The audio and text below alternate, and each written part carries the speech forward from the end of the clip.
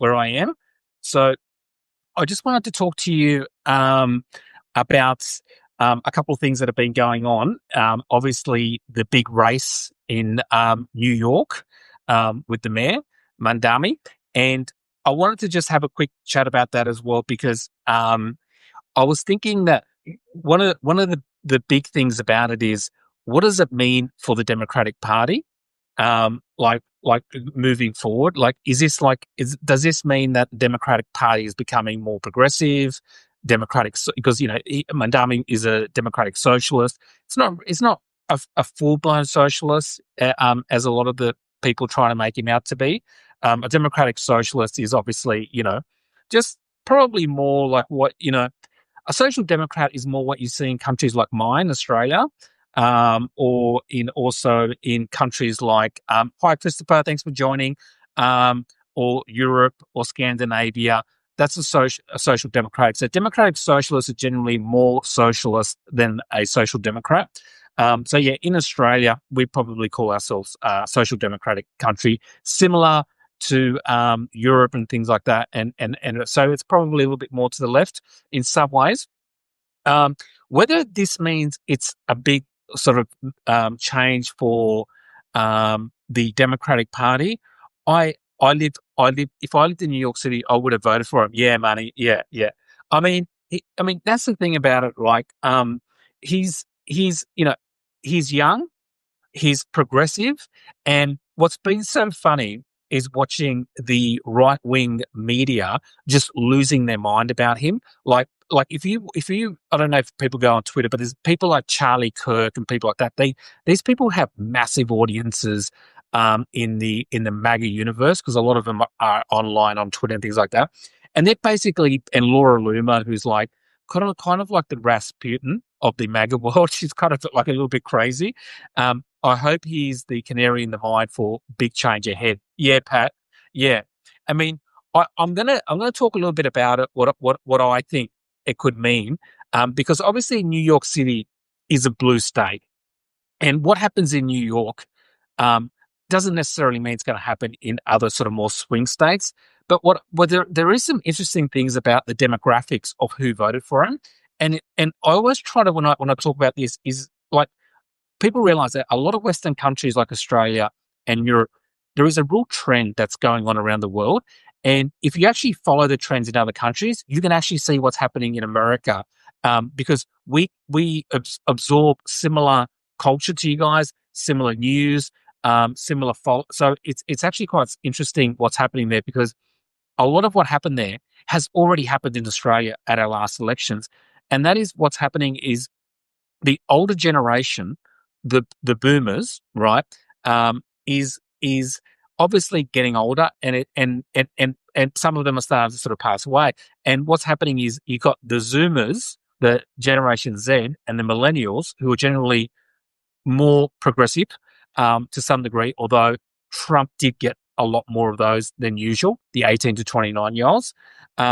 But basically, I think, yeah, thanks, Audie, for joining. I think a lot of the things that I noticed at this particular primary race with New York City is that people that voted for him, right, were young people and multicultural people, like, so Hispanics, black people, that sort of thing. He got actually, the black vote actually went more towards Kumo, but Hispanic, other countries, like, for example, people from India, Asia, Europe countries, actually voted for him in quite large numbers. But the young vote was through the roof, the demographics that he got for that. And what you're seeing is, the millennials and the Zoomers are actually becoming the biggest voting bloc, right? Because obviously, as the boomers get older, and like, I know a lot of people who are boomers who vote who vote left wing. All right. Hi, John. Thanks for joining. Who vote left. But just generally speaking, older people do vote more so for the Republican Party, and younger people generally vote more left. Now, so I think what you're seeing is a demographic change here as well, where people like Andrew Cuomo was kind of like the establishment candidate, right? So he was just the old school establishment candidate. Um, and when I was watching him campaign, it was like I've got to say, it was just so boring. Like he was adding nothing to the campaign. The only exciting thing that he said was a $25 minimum wage, right? Which is okay, that's not too bad, right? But a lot of these things, like a lot of the other stuff, he was not saying much about it. He wasn't. He was basically trying to say that, that he was better than Mandami because he wasn't a socialist. You know what I mean? So, that's not how you win elections these days. I think the way Mandami won this election is he did what every other nation around the world did and won, including Australia, is they concentrated on economic issues about, he talked about freezing rents, right? He talked about buses, free buses, right? So that's an interesting thing, free buses, right? Because in Australia, we also have states like New York. You have New York, we have like Queensland, New South Wales, where Sydney is and stuff like that. And in my state of Queensland, um, the hijacking, the actual premier, which is like the mayor, your mayor, actually brought in free trains, free transport. And so we actually have in my city where I live in Brisbane, it's actually free transport. It started off and also sometimes I'll say it's 50 cents. So you pay 50 cents and you can go anywhere in Brisbane and come back. So it depends on where you are and your age group. And they brought this in about a year ago and it's been insanely popular. So it can definitely be done. And not only that, that party got kicked out and was replaced by a Conservative Party. And because it was so popular, the Conservative Party's actually kept it in. And it's not killing, as you know, it's not smashing the budget and people aren't going, because what's happened is that because the trains and the buses are so much cheaper, more people are using them, right? Way more people. So when they said it was like 50 cents, so on certain days it's 50 cents, which is really cheap. That's both ways, right? So if you're going to work and coming back, and doesn't matter where you're going in Brisbane, that's really cheap. So suddenly you've got a whole bunch of new people who never used the trains or the buses, right? And are now using it and paying that 50 cents. So they are making a little bit less money, but they're getting a lot more people using the trains. And this is great for young people who are going to university or people who, who have to go long distances because they have to rent. A lot of people these days, this is a big thing. In New York, the rents are through the roof, house prices. Like a lot of this stuff happened in Australia, right? It's happening in Australia. And so what Mandami was talking about is bread and butter issues, right? And that's what that, plus it helps the environment with less cars. Exactly, Marnie. Yeah. And young people, that's what a lot of young people care about, stuff like the environment. And so, everybody does. But, I think that's the point of it, is that public transport thing I read was quite a big thing. Rent freeze is obviously a big thing. The rent freeze thing, I think, is a little bit more complicated because if you do freeze rents and stuff, I have seen countries in Europe experiment with that. And what sometimes can happen is the landlords they don't make any money and they sell it, and then there's less supply. So that sometimes that can increase it. I guess it depends on how you implement it and so he might implement it, because the interesting thing that I liked about him is that sometimes when I hear left-wing people talk about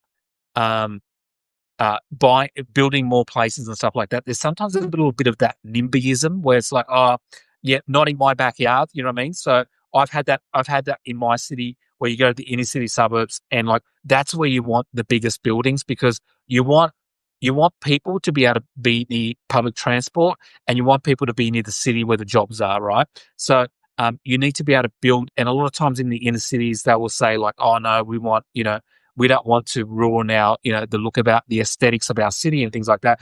But Mandami's actually not doing that. He's actually saying less cars, less congestion, less accidents, less insurance costs, maybe lower rates. Yeah, that's true, Oddie. Absolutely.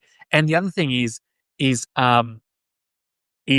that if you got less cars on the road, less congestion and things like that, it also encourages more people to take their bikes.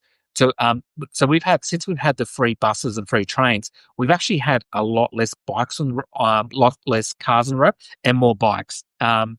So and that encourages, because there's not as many cars, so people think, you know what, I'll just take my push bike, right? So it's made Brisbane a more cleaner city.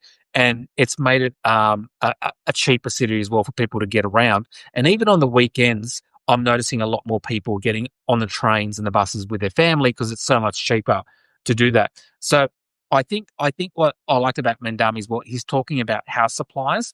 Like there's not enough homes in New York, right? And he wants to build more homes and he wants to build them in the inner city. That's something that I always thought the Democrats should talk more about. Um, in Australia, when they said that, it actually absolutely is a thing because I've said this 100 times before. Homes is, I think, the biggest issue that's facing a lot of the Western countries, and it affects so many people. And anybody who's going to push, to build more homes, to bring down prices of rents, to bring down the prices of things, is I think around the world you're seeing whether it's the mayor in New York, hi Elaine, hi Wild Wild, no, no, thanks for joining. Um, More and more people are now starting, more and more politicians, whether it's mayors or prime ministers, which is like your mayor, or political leaders around the world, are starting to realize that it's home prices, which is one of the biggest issues, right? Because if you think about it, like Mandami, he basically could have gone in and just talked about, I don't know, social issues, right? He could have just talked about, social issues, the war in Israel, Palestine, right? And he did talk a little bit about that, but he if you actually look a lot of the right wing people who are trying to categorize him as like being like this far left crazy lunatic, right? Trying to compare him to, you know, um and a radical Muslim or something. I mean, there was this picture going around that was shared by Laura Loomer, who's got this really big platform, and basically what they put a picture up, like they had the Statue of Liberty, right, and they put a hijab, which is like a burqa, but the whole thing. Stop private equity from buying single family homes. They are raising prices and creating home prices rentals. It's a decimated the house market. Yeah, I agree, Oddy. I agree. I think there's a couple of different things happening. There is the equity thing, but there's also got to be more supply of homes. You definitely need more suppliers, and I think it's a combination of different things. But I definitely think that Madami was doing the right thing in sticking to talking about the bread and butter issues, and the Conservatives are so desperate, right?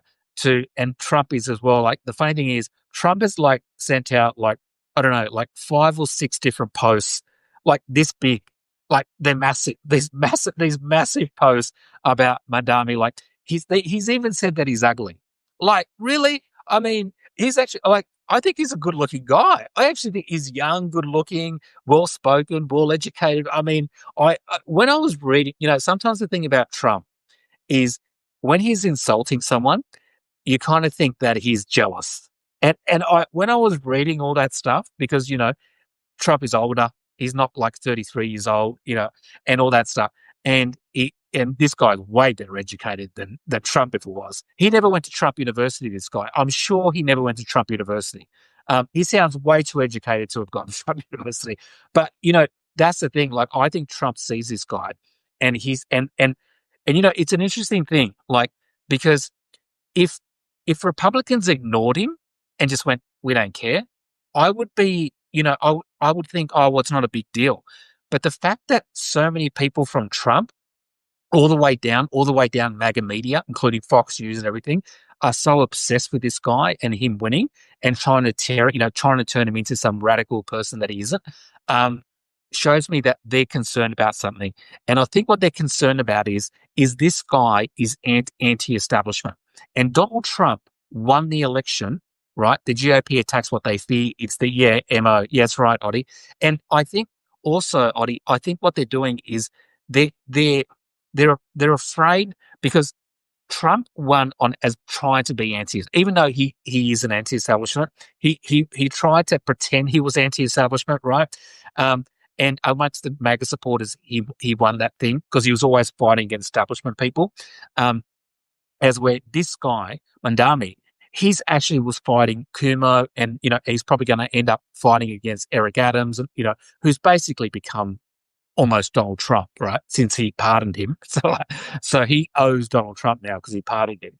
So, I think the fact that they're all like attacking him like this shows that some Dems establishment are even freaking out about him winning. This is proof that they act like they lose even when they win. Ticks me off, Marty. Yeah, exactly. Because there is, I think people like Chuck Schumer and that they look at him, right, and I don't know. I don't see when I think about Chuck Schumer, the establishment Democrats. I don't know whether they're more fearful of Mandami or a moderate Republican, not a MAGA supporter, but a moderate Republican, right? I kind of feel like they're as fearful with each one, right? In fact, I could imagine Chuck Schumer and that probably being friendlier to him, not a MAGA Republican, but a more moderate type of Republican, right? Maybe an anti-Trump Republican. More so being more friendly with them than someone like Mandami. And I think because a lot of what Mandami represents is could be a threat to a lot of the centre left or moderates in the Democratic Party. And they're worried that they might end up seeing something like what Donald Trump did to the Republican Party, which is where it's no longer the Republican Party, it's now the Trump Party, right? And maybe people like Schumer, Nancy Pelosi, all these people, they could start seeing this as a bit of a threat. And I think that's what's going to happen. And I think they're worried about it because Andrew Cuomo was the establishment candidate, and this guy wasn't. In fact, he was only polling at 1% back in February. So that's an extraordinary win to go from 1% to actually winning that. And so I can tell that there's fear. It's not just fear in the Democratic Party, but it's fear in the Republican Party because there are a lot of people who are looking at this guy. I don't think the whole communism thing is actually sticking. I don't think it will stick to it. I think there's a lot of people, and as I said, the demographics are changing in Western countries. The demographics are changing in Australia. They're changing in America, where younger people. Thanks, Linda. Hi, thanks for joining. Younger people are now having. Thanks, Kate. Hi, Kate. Younger people now have more power because they have a bigger voting block. So if you look at the voting block of Gen Z and millennials, it is now the number one voting block. Right? It used to be boomers. Now, the baby boomers. That's now no longer there. They now have the biggest voting block. That has put so much power, right, to people like Mandami, people like maybe even Bernie Sanders. I think he's probably too old to run again, but someone like that. I think I like Ro Khanna as well. I think he's quite good. So a lot of these, sort of more progressive people, I think you're going to start seeing now. The even though he's done really well in New York, my only concern is in that in America you have the electoral college system, right? So you can't just win in New York because New York you're going to win anyway. You have to win in the Rust Belt states, right? So that means Pennsylvania, all those places, Wisconsin, all that, and then the Sun Belt, all the Sun Belt states. If you can't win those ones, that's where I say. So there, I'd like to see someone like him run, like as a mayor or maybe just at the special one of the special elections. John King, my humble opinion. Yeah, yeah, yeah. John, yeah, thank you, John. Yeah, so I would like to see. Someone like that tested in the Rust Belt state, maybe at the midterm elections, just to see how they go, because I could see them. I could see someone like Mandami being quite popular. If AOC did it, Mandami can too. Yeah, exactly, Linda. And I think I would like to see someone like that stupid, awful, antiquated electoral college. I know, money. Hey, from Canada. Hey, John. Love Canada. It's basically it's like Canada's like Australia, but in the North America. I think so anyway. But yeah, like it's. I think there's a lot of that stuff with the electoral college system. It's a problem because on the one hand, I can see him being popular in that area because a lot of those areas are very working class, and Mandami didn't talked a lot about things that affect working class people, including the minimum wage. He's big, he's strong with unions, all that sort of stuff. So if the only problem is if whoever he's against try to paint him as like super woke, super this, super that, that could go against him. But there's a difference between Mandami and some of the other candidates because Kamala Harris, I like Kamala Harris, but she was kind of an establishment candidate. So on the one hand, hi Andrew. On the one hand, she was quite good. She was well spoken and everything, but she probably didn't appeal to the mid states as much as someone like Mandami does, who's younger, who's who talks about more progressive issues than Kamala. I think Kamala got a bit scared that she was being labelled as far left, because she was from San Francisco. Um, I think, so I think there's a chance for someone like Mandami Odi. We need ranked choice in all states to overcome the electoral college system, and an amendment to revert the electoral college back to county rather than by entire state would be. Yeah, I don't get. I mean, I understand how the electoral college works, but and I understand why it was brought in. It was basically brought in so you wouldn't all the power wouldn't rest with New York and California, right? So on some level, I get that, but on the other level, it's like they've got too much power, right? It's way too much power, and also because like if like Hillary Clinton got millions more votes, right, than Trump at the 2016 election, and he still won the election. Like, at least with this election, he also won, yes, and land doesn't vote. Yeah, that's right. That's right. And you ever see like those pictures where Republicans will show you like it's like a graph with red or blue on it. And obviously because, I'm a boomer and I believe it's time to turn it to younger generation. There's a future. Yeah. Look, and a lot of boomers. Yeah, I hate saying that because I don't want to feel like you know, I'm saying something about boomers, but yeah, like they just generally vote more. Not all, but vote more in that way. Um, but yeah, I think when I was saying that photo that they show, and they would make it out because you see so much more red because obviously there's a lot more red in the middle bit, right? And the country and the city areas where most Democrats vote is just in the cities. So when you look at the map with the blue and the red, it looks like tiny. I'm a Gen Xer and want the younger folks to take over. Yeah, I'm also a Gen Xer. Yeah, yeah, yeah.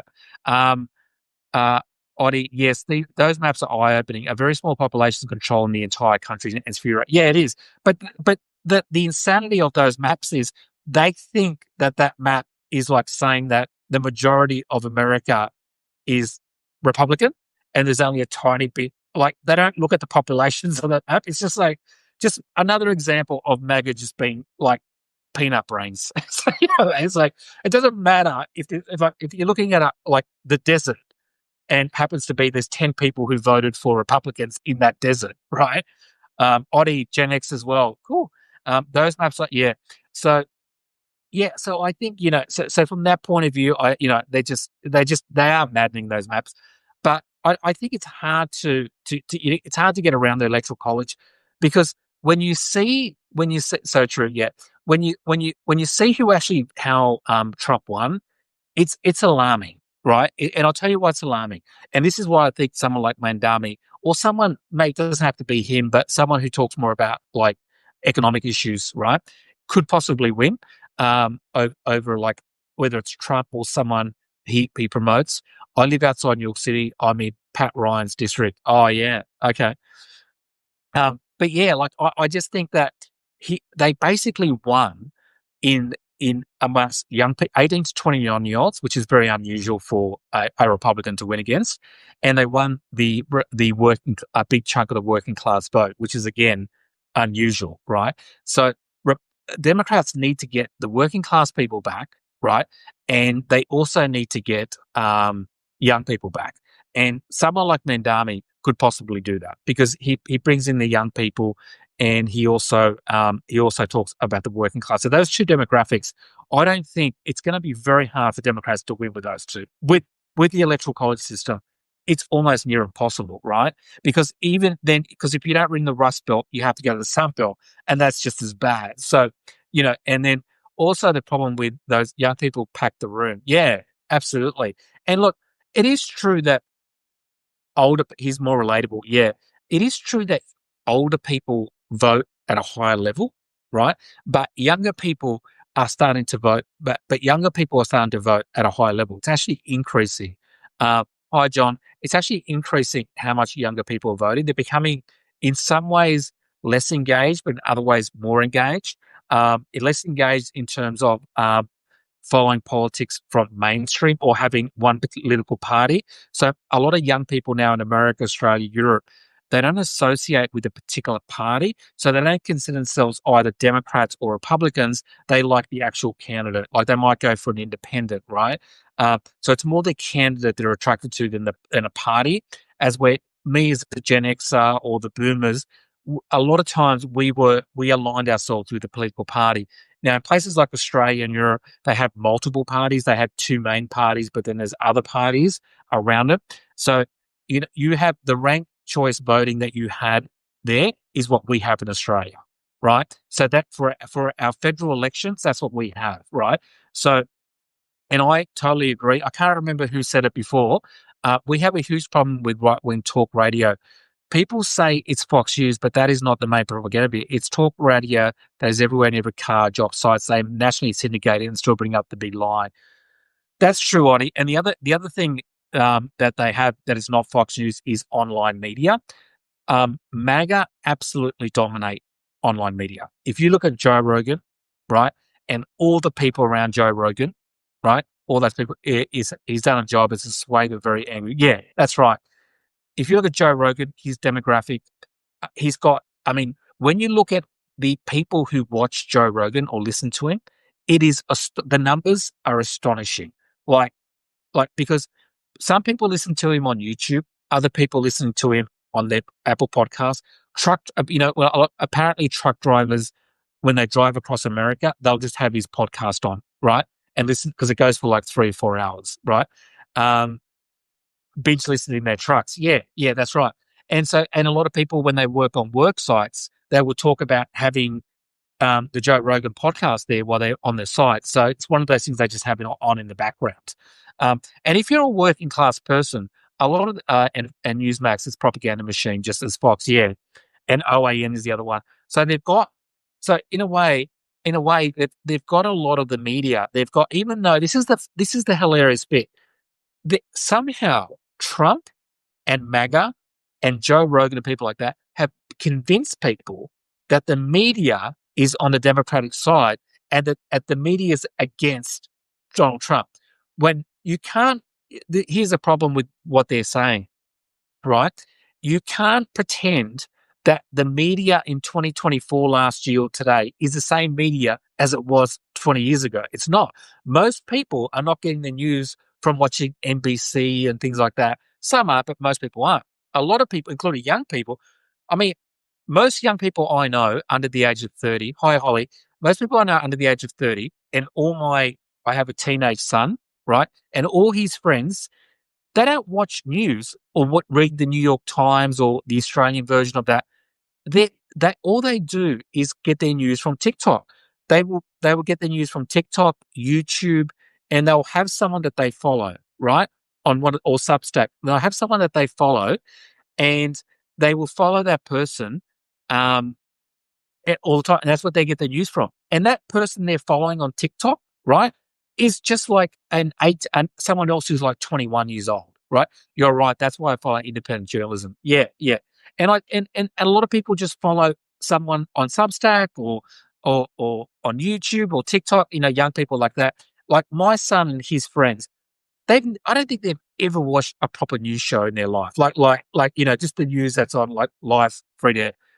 But he follows people on TikTok. He gets engaged with it, and they're generally progressive people as well, like young progressive people. But they're not journalists. They're not like people who worked at New York Times but they're people who comment and stuff like that, and that's who they follow. Hi Patricia, and that's the big thing now. So when Trump and MAGA media say, "Oh, the Democrats got a monopoly of all the news," that's just not true at all. And because most people aren't getting their news from legacy media, and the ones that are, if you compare Fox News ratings to Newsmax or to say CNN or NBC, it's not even close.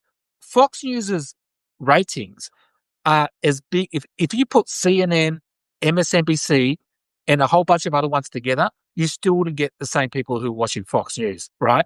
And Newsmax gets more than CNN. right? And then OAN gets a smaller amount. But you put those three together, they're overwhelmingly more people watching that, which is something I always find hilarious because I don't know if you get it, but you get this a lot on Substack, but on Twitter and things like that, you will get often say if you comment, they'll say, "Oh, did you get that from CNN?" It's like they're trying to give you corporate media is under control by Trump. Yeah, yeah, and by the way, Linda, they're scared of Trump. You know what I mean? Like after he won the election, you had Morning Joe go down there. And they're frightened of him. They're absolutely frightened of him because he's like suing them, right? He's threatening to sue them. And the thing is they don't want to have to go through cowards. Yeah, they don't want to have to go through a whole court procedure. So, do you remember when Fox News got sued by Dominion lawsuit, Dominion Machines, over the voting thing, like $700 million, right? The worst thing about that was not that they had to give $700 million. Even MSC has gone way downhill. Yeah, it's true money. So, so with Fox News, when they had to give $800 million, which is the biggest like lawsuit payment out in ages to Dominion Dominion voting machines, because they went along with the whole election lie that the Dominion machines were doing it.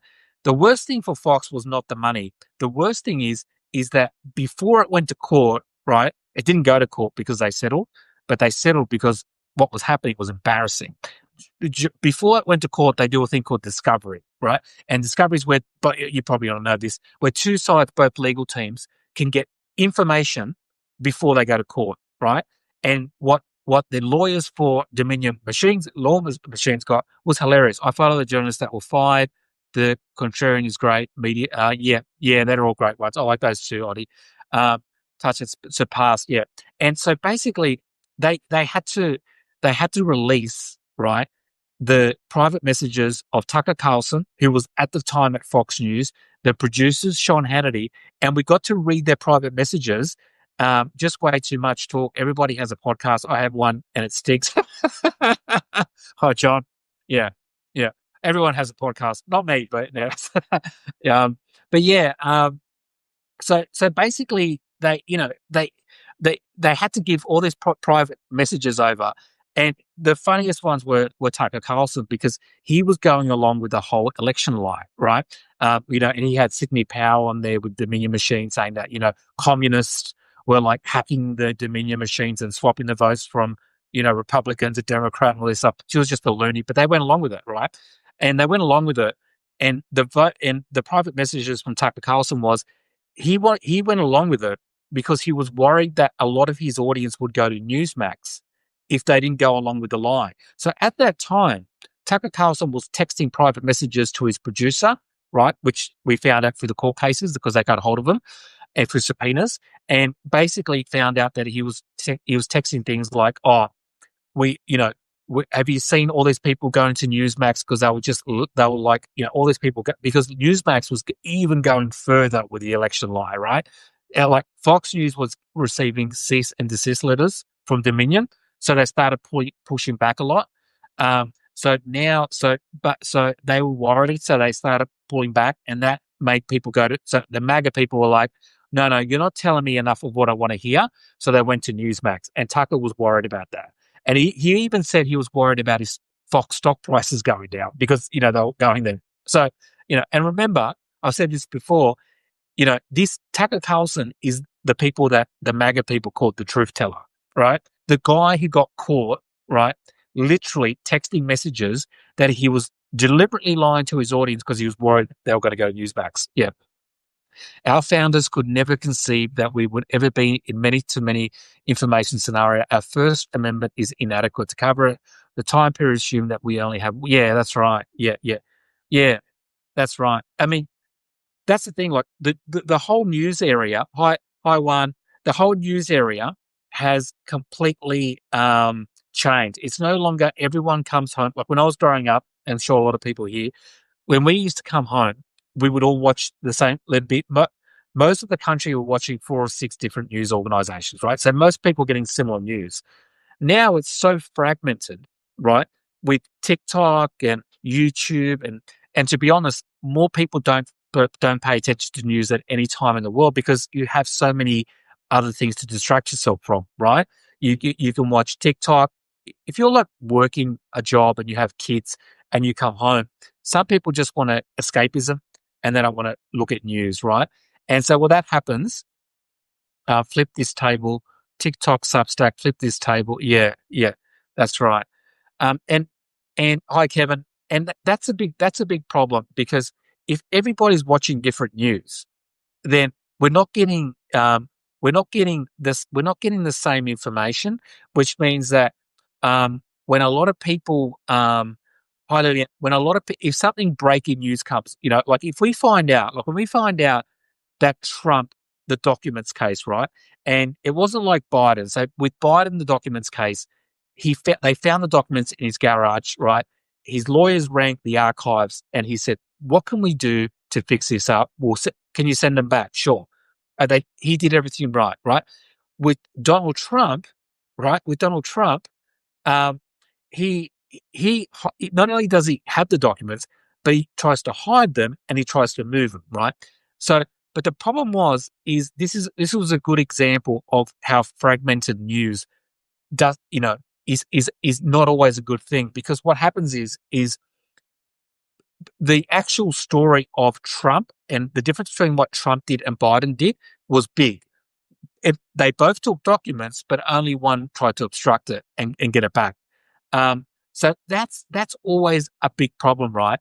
And that's because the people who follow Trump never got that news, right? Because they're listening to MAGA media, they're listening to Joe Rogan, they're listening to Fox News, Talkback Radio, and they're not telling the story, right, about, Donald Trump obstructing the documents from being, you know, like trying to hide them, right? So a lot of people are in that world because they're not getting the same news we are. All they think is, well, Joe Biden did it. He took documents and Trump took documents, right? So they're both as bad as each other. But how come Trump is the only one getting in trouble, right? That's how a lot of people who don't follow news. Um, this is a time to talk. There's a time to listen.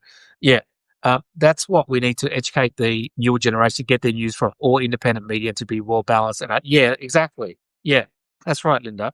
And there's nothing wrong. Like I still read the New York Times and things like that, but not for the opinion bit, right? I read it for the straight news. I don't read it to get someone, David Brooks's opinion or something. I just read it for like straight news, right?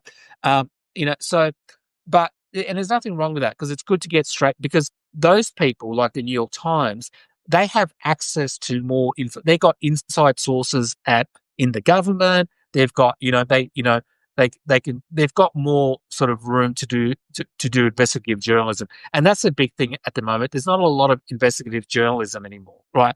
Do you remember the golden? I think it was the Boston Globe that years and years ago like spent 2 years with like 14 journalists around the clock, and they broke the Catholic pedophile ring. Where Catholic priests were molesting children. Right, that was like a massive story. I can't remember the last time a major newspaper broke a story like that, where they spent like a year or two you know, doing backgrounding, talking to people, because I had to be really careful because you can't accuse someone of being. I get the New York Times Digital because I find it more reliable. Yeah, I do too. New York Times Digital is my probably favorite, but again, it's just the straight news, not so much the opinion.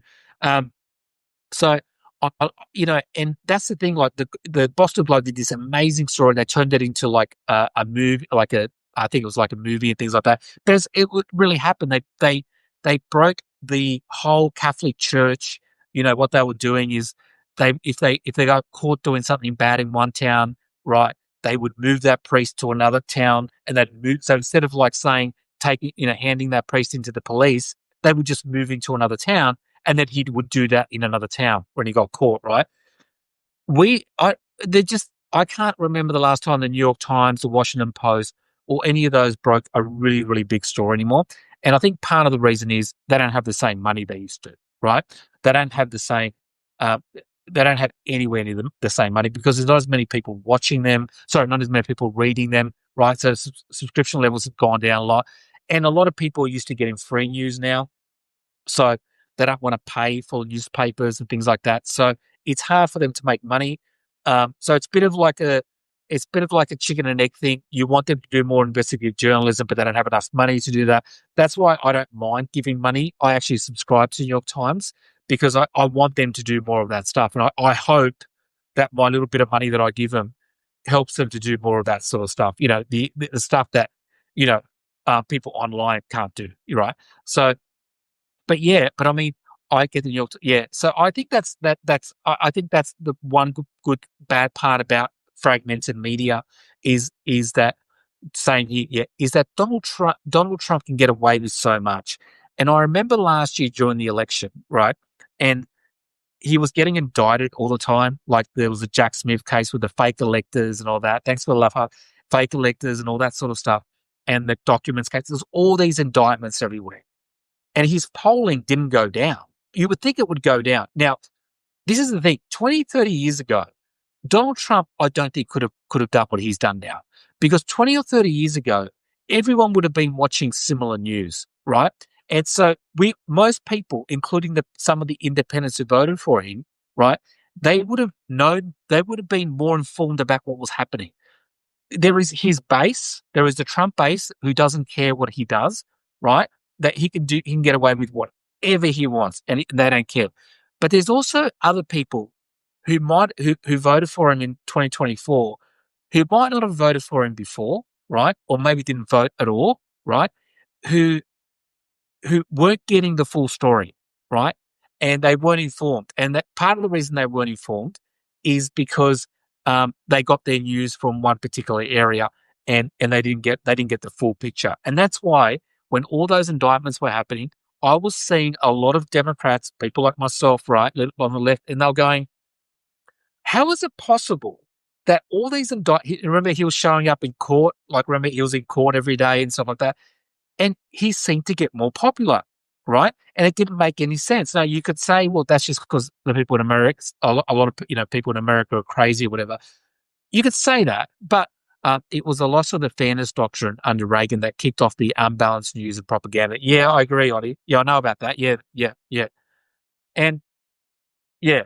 And I think and since the fairness doctrine thing, it just got worse and worse. And then obviously the big thing was, I think, social media, because there's no longer control anymore. So I don't know if it's a it's a good thing. And I think it's a good thing. And it's also a bad thing to some degree. Teflon Don is how New Yorkers call him. Yeah. But is Teflon Don couldn't be Teflon Don 30 years ago. I really don't believe it because so many of the people, when you hear they said they voted for him, they don't know half the stuff. They don't know any of the stuff. And I think they're being genuine when they say that they don't know about it, right? I've said, the Jack Smith case with the, trying to overthrow the government, right? Most people don't know about the fake elector scheme. If you actually look into the fake elector scheme, that was the worst thing ever he did. Yes, because he used a word never heard before, groceries. That's right. Yeah, yeah. He's an entertainer. Yeah, yeah. And that's the thing. Yeah, he's an entertainer. And the thing about it these days is that it's very hard to get eyeballs, to get people to watch you, right? Because people are so distracted. But because Donald Trump is an entertainer, and because he says, like, the other day he controls the media. Yeah, the other day he said the F word when I was talking about Iran, right? He knew when he said that, all media is going to be on him, right? So that was actually, I've got to say, that was smart. And I'll tell you what was smart, because he's tried to, he was being, right? He was being berated by his own fans because the whole Iran thing, right? There is a big chunk of his audience that don't like the fact that he bombed Iran because they thought they voted for him, right? Because they said that he was anti-war. And this was kind of going against the whole anti-war narrative of bombing, right?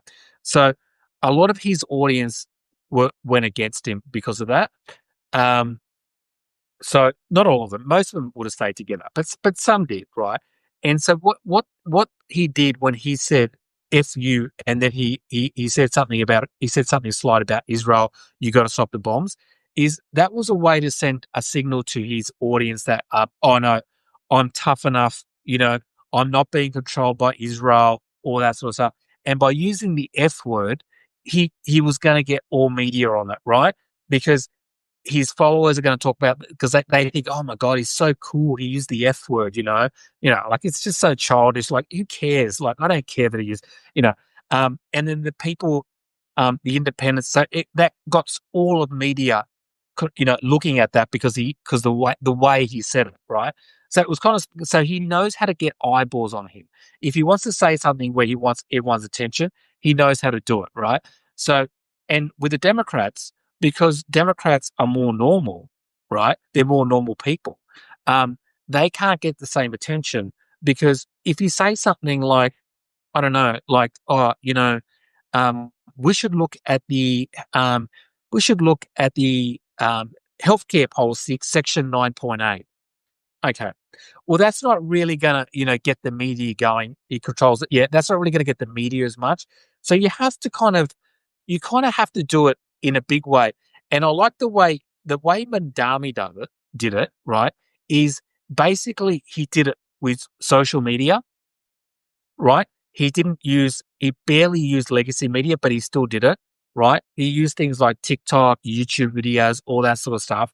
And he got a lot of people, he went viral a lot of times and things like that. And that makes a big difference, right? And that's the thing with someone like Mandami. He knew how to use the media more than a lot of Democrats did, right?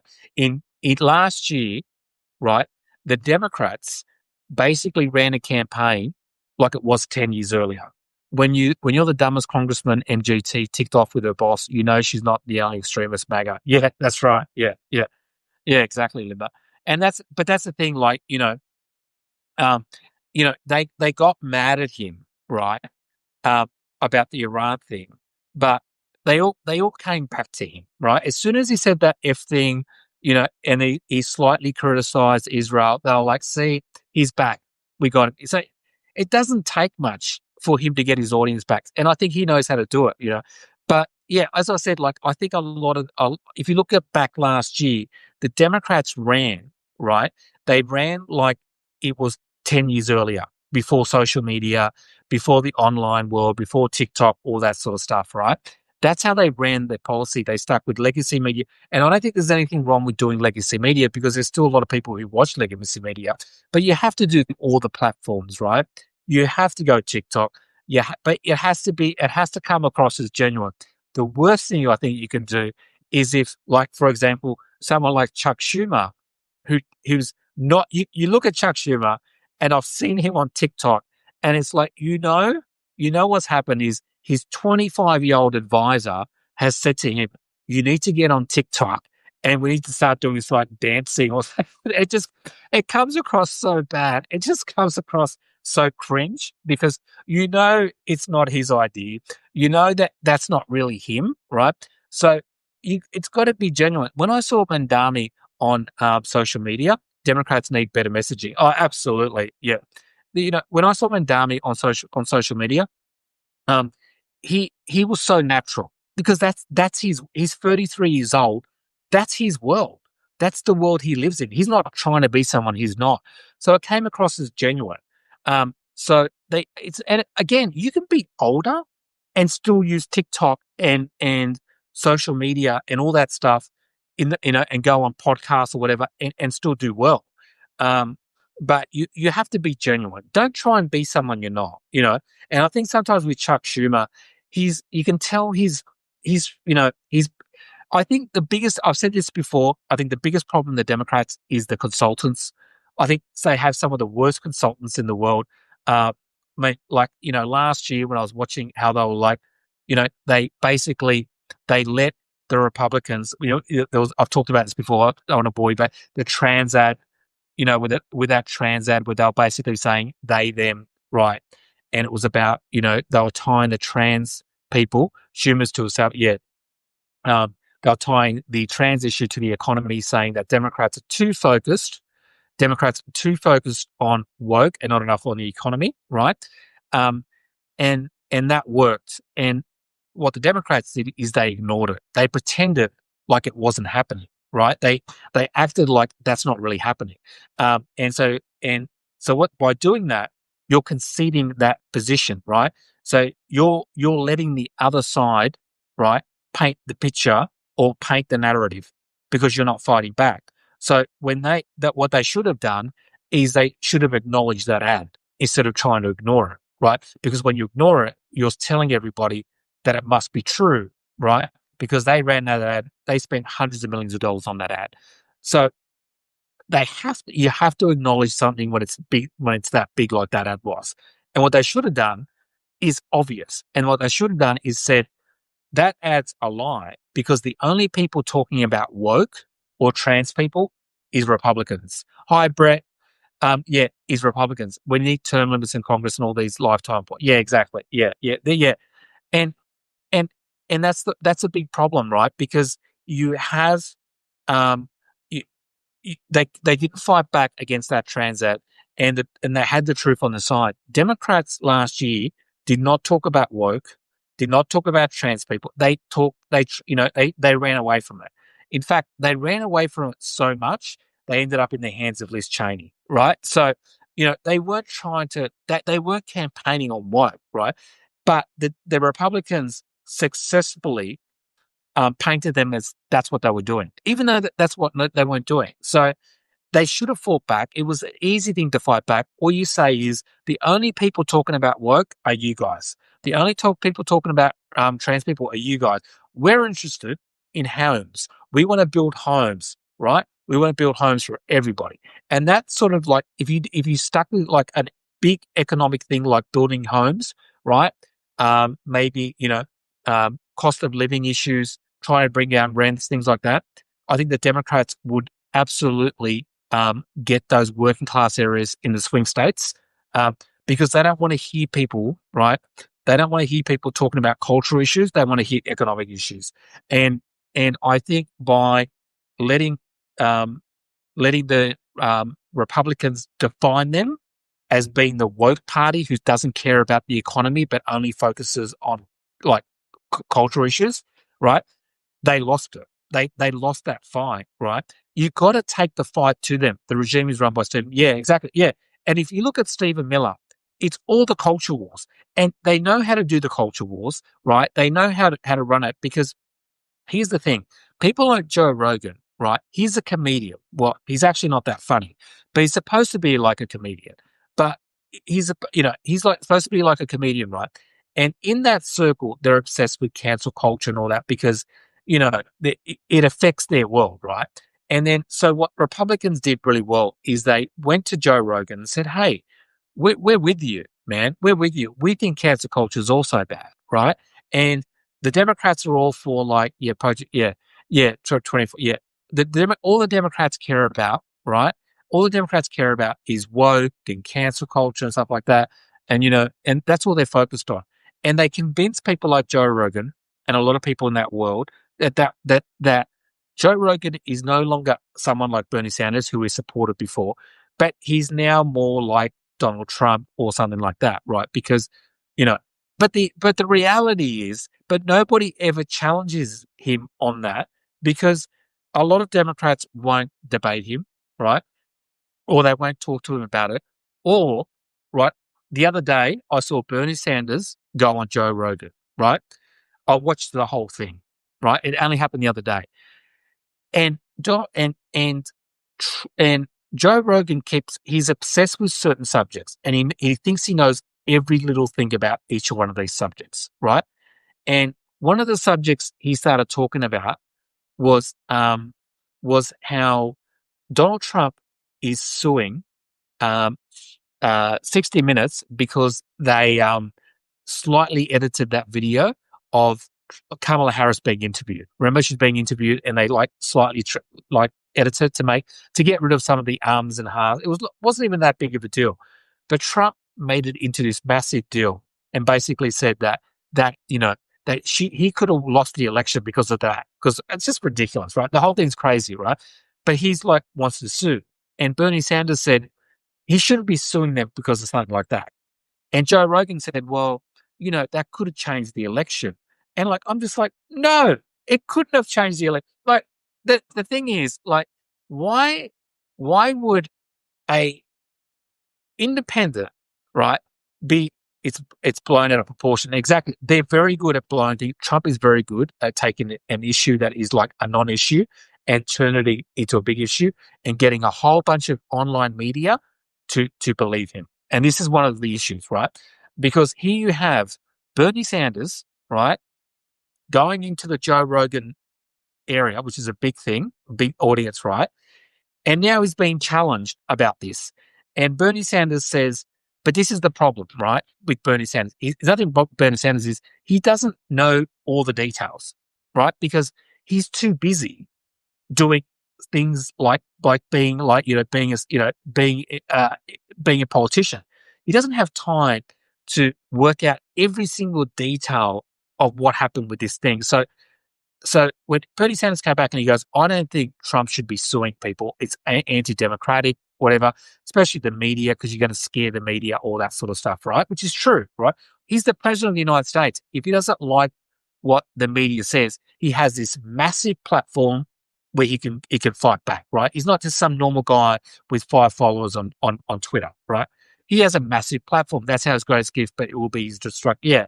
And I think, and that's the big issue, right? So Bernie Sanders goes on there and they're having this debate. So it turns into like a debate, right? And Joe Rogan goes, do you know the facts? And I knew straight away that Bernie would know the facts because he hasn't got time to look at all the details. But I do know the facts. I do know the facts because I'm obsessed with this sort of stuff. I shouldn't be, but I am. And I was like, oh, Bernie, you should have said this, but he didn't say it, right? Because he didn't know. And so then Rogan goes, well, if you knew the facts, you'd probably change your mind. Now, Bernie can't say anything to that because he doesn't know all the facts, right? He just knows that Trump is suing, right? Hi, Marcy. So now it's like now it looks like to his audience, to Joe Rogan's audience, that Bernie's just saying stuff, but he doesn't really know what he's saying, right? He's not informed like Joe Rogan is, right? So in a way, it kind of, but here's the actual truth of that from someone who does follow it, and that is that they slightly edited the Kamala video. But what Joe Rogan doesn't tell you is that when Donald Trump was interviewed last year on Fox News, he was asked a couple of questions by the interviewer. One of them was, would you release the MLK files, right? Martin Luther King. And Trump said yes. And then they asked him, would you release the JFK files? And Trump said yes. And then they asked him, would you release the Epstein files? And then suddenly he went, yes, maybe, not so much. There's a lot of phony accusations in there. So he started backtracking away from releasing the Epstein files. Now, remember, his base is obsessed with the Epstein files. They love everything Epstein, and they thought that Trump was going to come in and he was going to release the files, and there was going to be all these Democrats. He's incriminated. Yeah, he's incriminated. But they thought he had nothing to do with it. They thought he was going to come in. They thought that it was going to be all Democrats on the Epstein files, right? So he was going to release it and it'd be Democrats. Like, you should hear the stuff that they were saying, right? They thought it was going to be like Democrats crying everywhere, right? And so that's the hilarious thing about the Epstein files. Like, the person most connected to the MAGA base is obsessed with Epstein files. And the person who's most connected to it is the guy they love. So, how awkward is that for Trump, right? His base, he must hate his base being obsessed with Epstein. He'd be thinking, look, stick with JFK. That's more interesting. Don't worry about the Epstein files. So, yeah, Pam Bondi has protected Trump. Yeah. So you have this. So going back to the Fox interview, there you have an interview where Trump started backtracking on the Epstein files. But when they released that Fox interview, because it wasn't live, they cut that out. So what the actual interview showed was he said yes to MLK files. He said that to that. And when he first says yes to the Epstein files, but then he backtracks, right? They edited out the bit where he backtracks because they knew it would make him look bad in front of his audience, right? And Trump's audience is Fox's audience, right? Now and then what happened? It was leaked by somebody in Fox News, hopefully like a Democrat working at Fox News, leaked it, and we saw the whole thing, and that's where we see him backtracking. Now, if anybody should be sued, I don't think anybody should be sued, but if anybody should be sued, and it should be a big issue, it should be that interview being edited, because the Kamala interview was just editing out like tiny little things. There was nothing big about it. But the editing on the Fox one with Trump was massive, because his base are obsessed with the Epstein files. And if they'd heard him say, I'm not sure about releasing them, he's released a redacted notebook of all the info, and we already had. Yeah, that's right. Yeah, that's right. So they just tried to do like a phony release. They thought they could get away with it, but they didn't get away with it because their base is obsessed with it, right? When Kash Patel, who's the FBI guy, now he was a big conspiracy theorist as well, and he was always talking about the Epstein files before he became the FBI director, and then he was like, Epstein definitely didn't kill himself. He used to say it all the time. Then he becomes the FBI director. Trump gets in. He goes on Joe Rogan and he said, "Look, there's no there. He did kill himself." So he went from he definitely didn't kill himself to he killed himself, right? So again, like the Epstein thing has been a very awkward thing for the Trump administration, right? Because they were hoping that he was going to be their savior. They thought he was going to come in, release the files, and and it was all going to be Democrats and left, Tom Hanks and all these like liberal celebrities, right? And it just hasn't been out. The other hilarious one is Diddy. Diddy is in court, right, on all these allegations, sexual allegations. And again, all the MAGA people online kept saying, oh, he was good friends with this guy who's a liberal, and he's good friends with this guy who's a liberal. And then Trump comes out and he says, I'm considering pardoning Diddy. So that's like, okay, so you don't want to release the Epstein files and you're considering pardoning Diddy. Like, how does his base is obsessed with this stuff, and they try to connect them all to, I don't know how his base must be just, you know, I almost feel sorry for his base, the amount of, yeah, it's disturbing. Yeah. It's almost like he puts, like, it's like they're trying to make the argument for him, and then he comes along and he undercuts their argument, right? They're going, Diddy, Diddy he was a Democrat and he was this and he was that, whatever. He wasn't. He was actually friends with Trump. And they're all saying that. And then Trump comes out and says, I'm thinking about pardoning him. They're like, they're like, what are you doing to us? Like, it's like, so it is this, Trump is just like, his base obsessions don't match Trump at all. Like you would, he's the worst person they should be. If you're obsessed with Epstein and Diddy and all these pedophile things and stuff like that, Trump's not the guy you should be voting for, right? But that's their dear leader. So again, it's just like, it's a very bizarre organization, and he pardoned J6s that have been arrested for child porn. It's all projection. If they talk about it, they're doing it. Yeah. Yeah. When it comes to MAGA, every accusation is a confession. There's no doubt about that. And exactly, and that's the thing. Like, I think a lot of these people, right, basically, is that they think Trump is part of the anti-establishment group, right? And they'd like to think that he's one of them, but he's not one of them. Donald Trump grew up in New York as a socialite, as a rich person who was hanging around other rich people. He was not a working class person from Tennessee, right? He would never hang out with those people. In fact, Trump would, if Trump could pick people not to hang around with, it would be his base, right? I wrote this article on my Substack called Nobody Despises the MAGA base more than Trump. And I really believe that. He wouldn't hang around his base. He wouldn't want to talk to his base on a regular basis.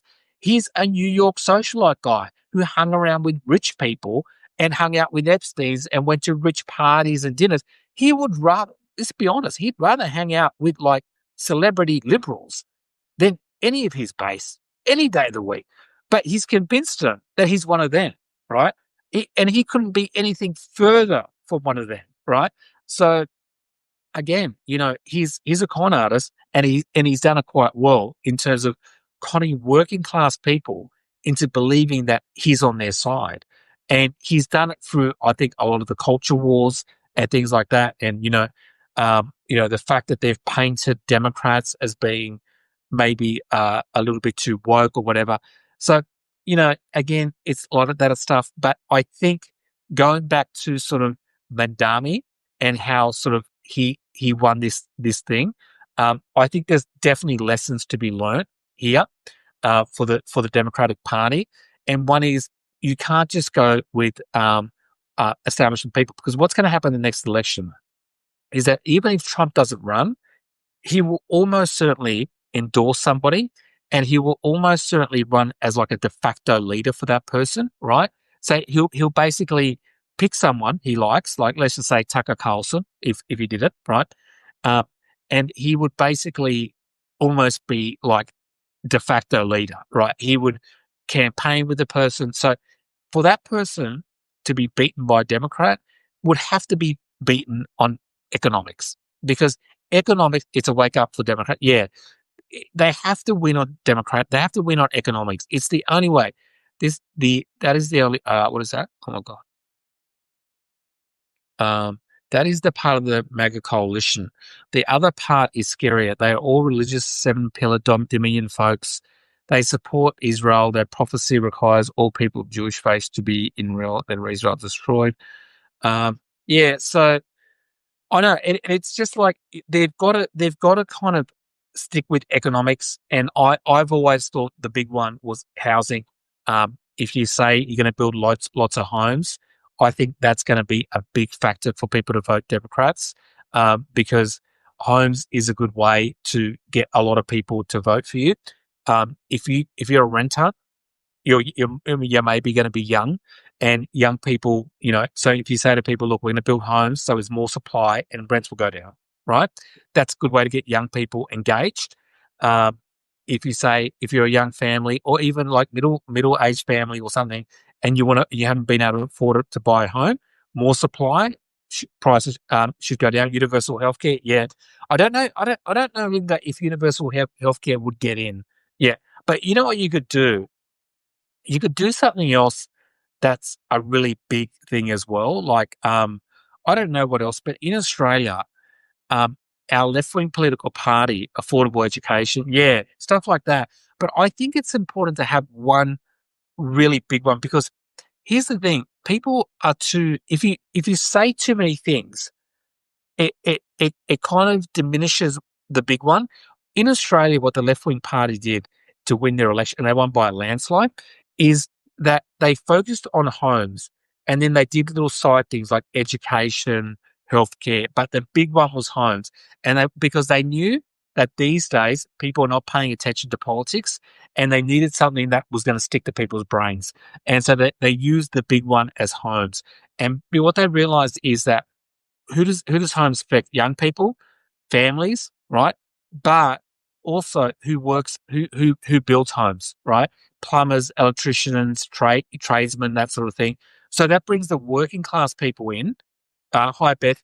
That brings the working class people in to start voting Democrats again, right? Because they're like, oh, we're going to have more jobs, we're going to have more homes. So it brings so many people into the tent, right, of the Democratic Party. We need to break up big pharmaceutical companies. Yeah. Yeah. And like some sort of big, yeah, I agree, Linda, like a big thing to bring down medications down for people. So increase like, doing better with Obamacare, maybe going to the next level with Obamacare, but don't call it, something bigger than that. And I think if they did something like that, like especially the housing one, and they just really stayed focused on it over and over again, I really do think they'd win.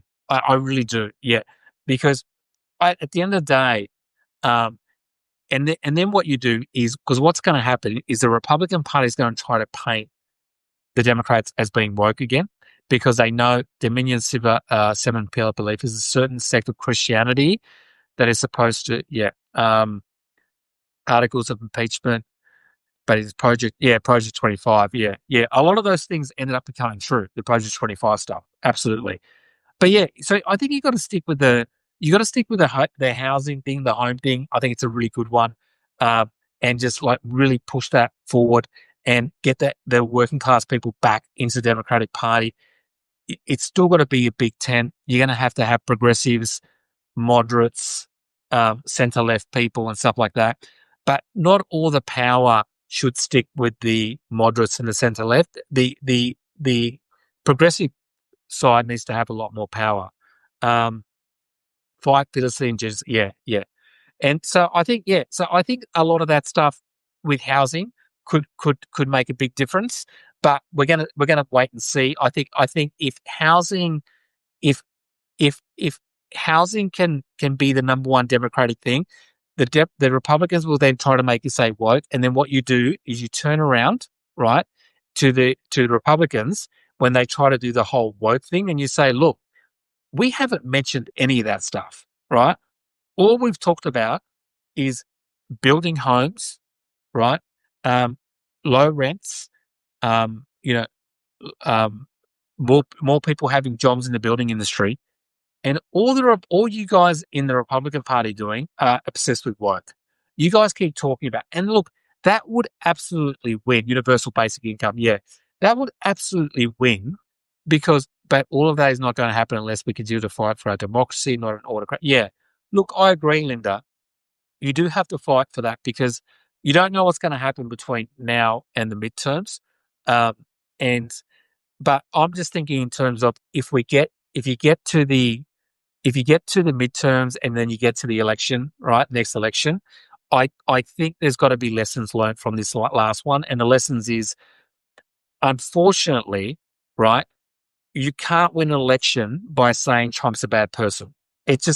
You can't win that election. Not when people are being affected by like things like cost of living stuff, because they weren't paying attention.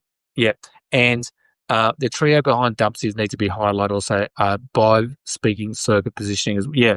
So a lot of these people, like you got to get the independence back, and the independence will come back when they feel like that someone's talking to them, right, and someone's saying to them, "This here's a policy that's going to help you," right, and you will get those people back for sure. And unfortunately, what we learned in 2024 is that there's too many people, probably around the world, but in America, who don't follow politics close enough to know what Trump was doing, or the bad stuff he was doing, and they don't, and some of them were probably thinking they're all as bad as each other, right? Because they're not following politics closely, right?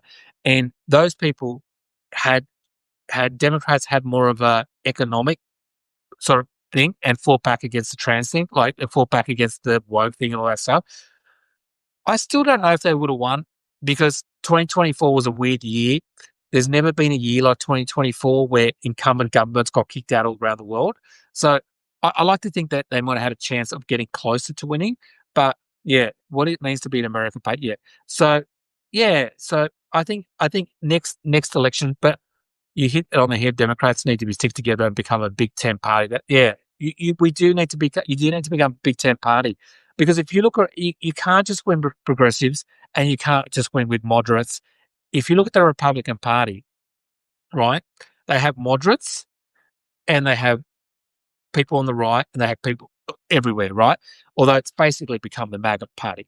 But for Democrats, it's harder, right? Because we have to win progressives, we have to win centre left, and we have to win moderates as well. Because and you have to win moderates because you can't win the Rust Belt states just with progressives. Yeah. So this is the problem right? Because if someone like Bernie Sanders starts doing well, the moderates MAGA more for the D party. Yeah, exactly. Yeah, I agree. I think they hi Norma. I think they did come from the Tea Party, Linda. I definitely think they did. And I think, Democrats need to sort of, build that big tent, get back together, and the interesting thing was that it did actually happen. It happened in 2020 when Joe Biden and Bernie Sanders started working together. That was one of the first times I'd seen like a moderate and a progressive work so close together. And Joe Biden, yep, Joe Walsh from MAGA even joined the party. I think you were on his show before, Marnie. Yes, yeah, I was actually. Um, Joe Walsh messaged me about a month ago. The ex MAGA guy, Democrat, and I went on his Substack live. You can actually watch it on my channel. Um, yeah, and that was it. Look, that was an interesting conversation with Joe Walsh because I consider myself like, he's probably more to the right than I am because he's like a libertarian. So we actually did, Marty, I think you probably remember, but I think I said this before, but we talked about um, elections in Australia. He was one of the original Tea Party. Yeah, he was. Yeah, yeah, yeah.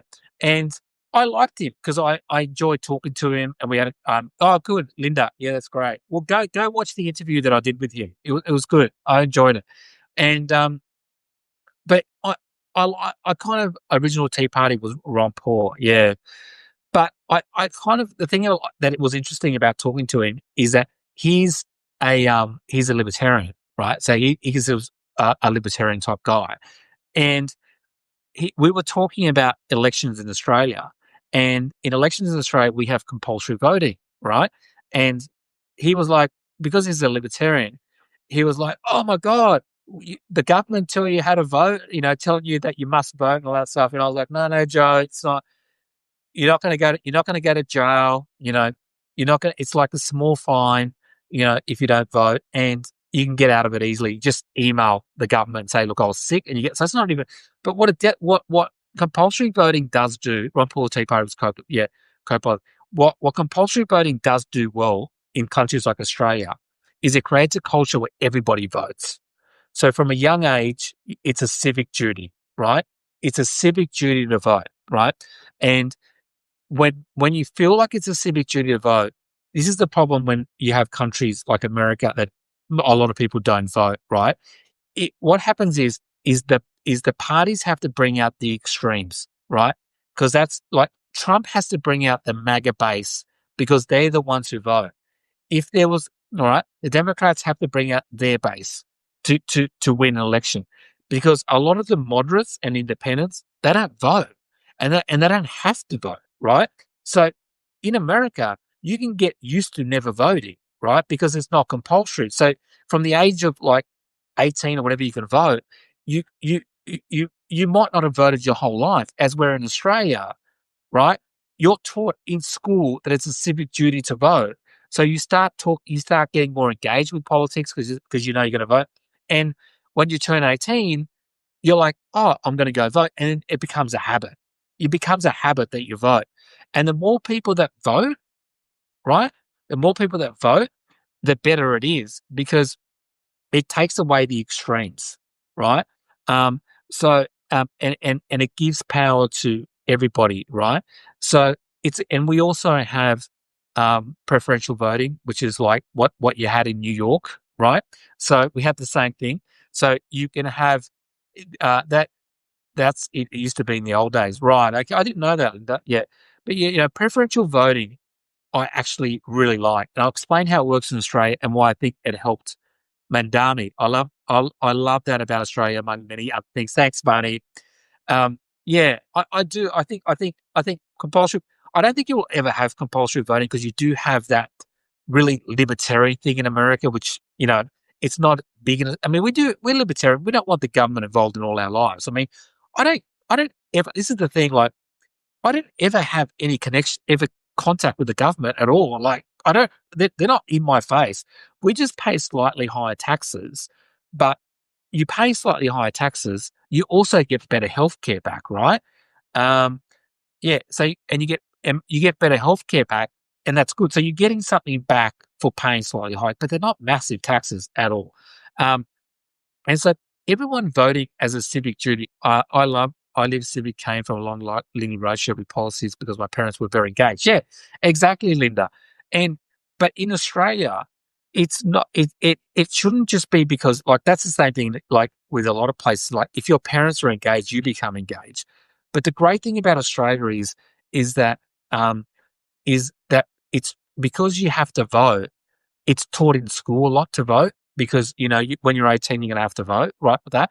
And so it becomes, so even if your parents aren't very political, you could become political through school because, the school will say to you, hey, you're going to have to vote when you're 18 and all that stuff. And they actually teach people how to vote, you know, not that it's really complicated, but, they show them how to do the ballots and all that. Um, and so people get excited when they turn 18 and they can vote, right? So it's like, oh, I get to do like a civic duty, right?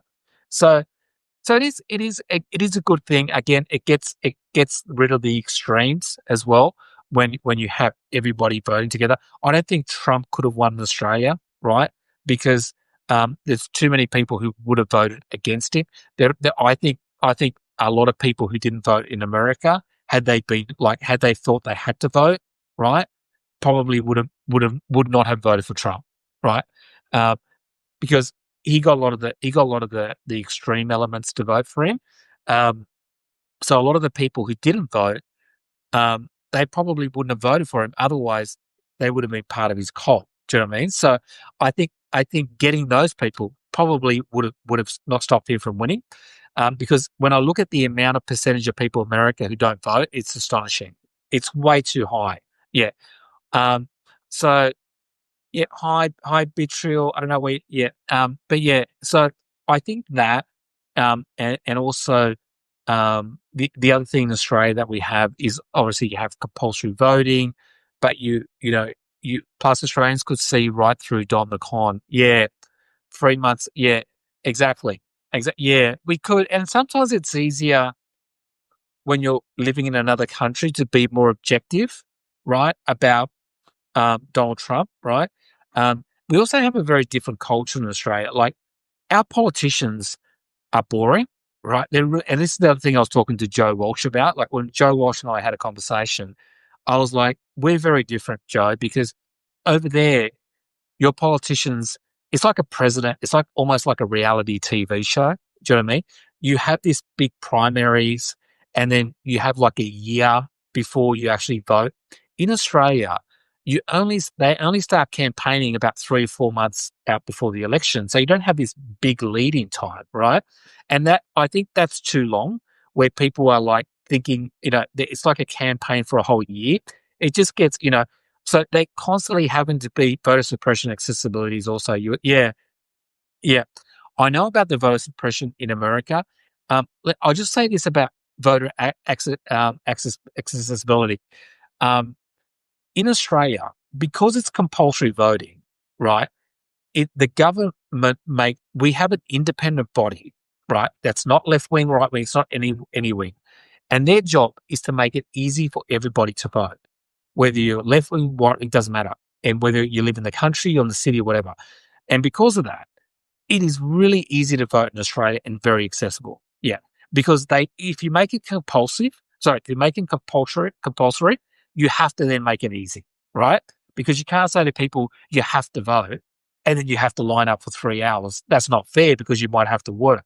So what they do is they make it insanely easy. Like in my vote, in where I live, they turn every single high school, primary, young schools, town halls, everything gets turned into a voting booth, like a voting area, right? So just in my area, I'd have 4 or 5 different places I could walk to, right, to vote. And you can vote 2 weeks earlier. And if you vote 2 weeks, if you vote earlier, generally you walk in and it's like you walk straight in and you walk straight out. Like you're in and out within 3 minutes. Yeah. I live for boring insanity in politics. I don't see it on the horizon in the US. Yeah. Yeah. How do you make a decision on how to vote if you only have like a few months? Oh, I'd say it's probably like 3 or 4 months. Um, because you already know about the candidates throughout the years, right? So, it's not like because in Australia, so I probably need to explain this. On how to, if you shouldn't know how to vote yet. You the you don't pick the candidate of the political party. The political party picks the candidate and you vote for the party, right? So to give you an example, the Democratic Party, like what happened with Kamala Harris, right, is kind of what happens in Australia and the same thing in England and I think in Canada the same, because they have what's called, we have the same system, right? Um, in a lot of the Commonwealth countries like England, Australia, Canada, and also in England, in Europe. And basically what it is the party picks the leader, right? So, and then we vote for that leader. Now, obviously, they're going to pick a leader who they think is popular with the people, right? So they're not going to pick a leader who's unpopular, right? Because they can then kick that. What can happen is if someone becomes really unpopular, they will the party will kick them out and try to put someone popular in there, right? But we don't get to choose who's the person. So no primaries, no, it doesn't exist, no. So the way the Commonwealth governments look at voting, and if there's anyone from Canada, I think it's the same there, is that we're not voting for just the leader, we're voting for the party, right? And the reason that they think that we shouldn't just pick the leader is because sometimes what happens is you can have a leader who's really good with like on TV, but they're really bad behind the scenes and everybody in the party hates it and they don't want to work with it, right? But they just happen to be good on TV. Maybe Trump is that person. That's right? Because I think MAGA, I think a lot of Republicans did hate him, right? So they get to choose who the leader is, right? But again, they will take into consideration what the people think is popular, right? So, but yeah, and so that way you're not thinking about just the leader, you're thinking about what does the party stand for, right? What is the party? What's their healthcare policy? And so you'll have like cabinet ministers, which you have in America as well, like someone who looks after health, someone who looks after infrastructure, like that. Right, so that's kind of how we vote. So we don't have primaries. You just vote for who the political party put through. Now, there's also we don't just have the two parties. We also have a Greens, like on the left is like a Greens party, and they get about 10% of the vote, right? And like you saw in New York, they can give their preferences to the other centre left party, which is in Australia is the Labor Party. Sorry if this is getting confusing, right? So you can give preferences, like in New York with Mandani. Hi, Patricia. In Mandani, he was given preferences by the other guy, by some of the other people running as well. They said, well, if I don't win, I want you to put him as number two, right? So he would, he'd encourage the people to vote for him to put that person number two. So that's how we have preferential voting in Australia. So you can vote one for there's two major parties, the centre left, centre right, like Democrats, Republican. You can vote one for them. Now, if you vote for, say, the Greens party, who's more to the left, right, more to the left, they're not going to win. They've got no chance of winning, right? But they can get seats in the Senate and in the House of Representatives, like in America, and they can have power because if the election's really close and it comes down to like one or two seats, those independents, like the Greens or the independents, they can actually be the balance of power. They can have a lot of power. So even though they can only win a couple of seats, if it's a really close election and it's like almost tied, you need that extra vote from that independent or the Greens. So you have to work with the independents, right, to try to get their votes. So a lot of people who vote Greens, which is the far left party, they will put the centre left party as number two because they don't want their preferences going to the right wing parties. So now imagine this in Pennsylvania. I think it was in Pennsylvania where there was a lot of backlash against Democrats and Joe Biden for supporting Israel.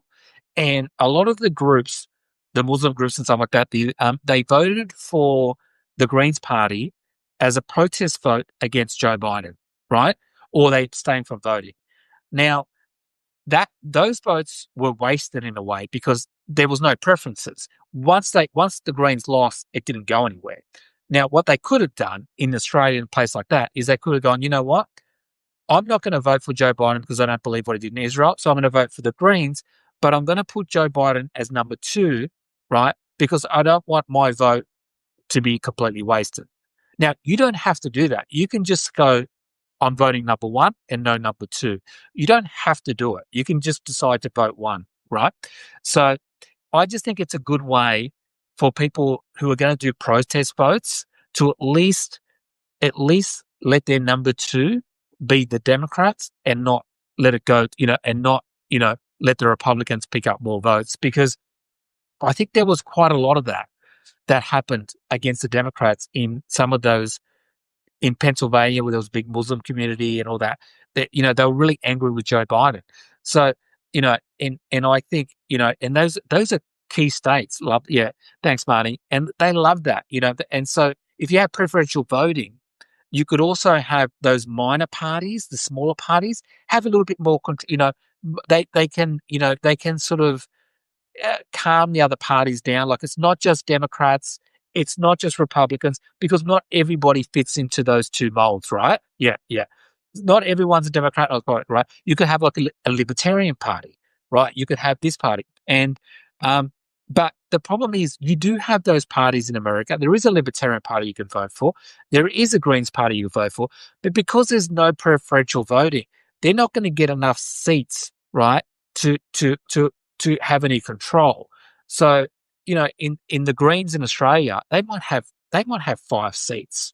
Now, that's nowhere near enough to govern. They can't win, but that could give them some power, and that could push the left wing party, the centre left, which is like Democrats, that can push them more to the left. So what happens is the centre left party might say, we want to give $20 million to government housing, right? Let's give them to government housing. And they haven't got enough votes to get it through the Senate. And what do they have to do? They have to negotiate with the Greens, the left-wing party. And they say, no, I want you to give $50 million. So they make the centre-left party become more left, because otherwise they won't help them pass legislation. You know what I mean? I hope this wasn't confusing, but I think it is generally a positive thing. Linda, pro-Israeli, Israel is our ball and chain. It's horrible what they're doing to Palestine. Bibi's trying to genocide. Pro-Israel is our ball and chain. It's horrible. Yeah, I agree. But I still don't think, Linda. Yeah, I still don't think. Like, if I was in Pennsylvania, I still would have voted for Kamala Harris. Yeah, yeah. But I understand why people protest voted. But that's why I'm thinking, like, if you had preferential voting, you could have gone, you know what, I'm voting number one Greens as like against, to show them, because and then number two Democrats, so we don't we don't end up with a Donald Trump in power. And that's that, and that I voted for Harris. Yeah, cool. Yeah. And yeah, so it's a tough one. I get it, because by the way, there's nothing wrong with being angry at your own party. It's kind of healthy being angry at your own party. I mean, I vote centre left here, and I get angry at my party sometimes, and I don't think there's anything wrong with it. I think it's actually healthy, because you can't agree with everything your party says. That's a cult. I agree with probably 80% of what my party says. You know what I mean? That's normal. I mean, that's normal. You can't agree with everything, right? So, but I disagree way more with what the right-wing party does. So that's the way I vote. So, and yeah, me too. Yeah. So I think that's, I think there's always lessons to be learned from other countries. Australia's definitely not perfect. We have a lot of problems here as well. But that sort of stuff does definitely help. As I said before, the big thing that won us the election, the centre-left party, the election, and we were meant to lose. We were going to be like Canada. You know how Canada went from being like behind to like winning? That's what our centre-left party was like, right? So, but they got there. They got there. So, and also the right-wing party tried to break, but you have excellent gun control. Yeah, we do. And look, I don't know who knows the story about Australia's gun control. I know a lot of like right wing. I wish we had that here. A lot of the NRA hate Australia because of our gun laws. They absolutely hate us. But in 1996, we've never been a big gun culture, so we've never had gun culture. Right? I grew up in the 80s and 90s, and I never saw a gun in my life. Never saw a gun in my life, except on a holster on a police officer. Otherwise, I never see. Most people don't see guns. The only time you see guns if you go to like a rural property. They have them on like countries, because they use it for like farming. But in the cities, you just don't see guns. Yeah, people do have guns legally, but they're not everywhere, right? So, I hate the NRA. Yeah, yeah. Well, they really hate Australia. The amount they hate us. So they basically in 1996, even though we didn't have a lot of guns, we had this mass shooting. It was the biggest mass shooting in the world at that time, um, and it was a guy called Martin Bryant. It was in Tasmania, which is like an island of Australia, and he was like 21, 22. He's like blonde hair. He looked like a surfy dude. Like, but he wasn't mentally. Of course, he wasn't mentally well, but he was also very slow, intellectually very slow.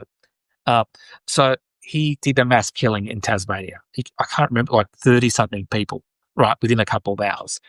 And the political party that was in power at the time was a centre right party, not a centre left, a centre right, who was close, who was very close to the rural areas when a lot of people had guns in rural areas and stuff like that, right?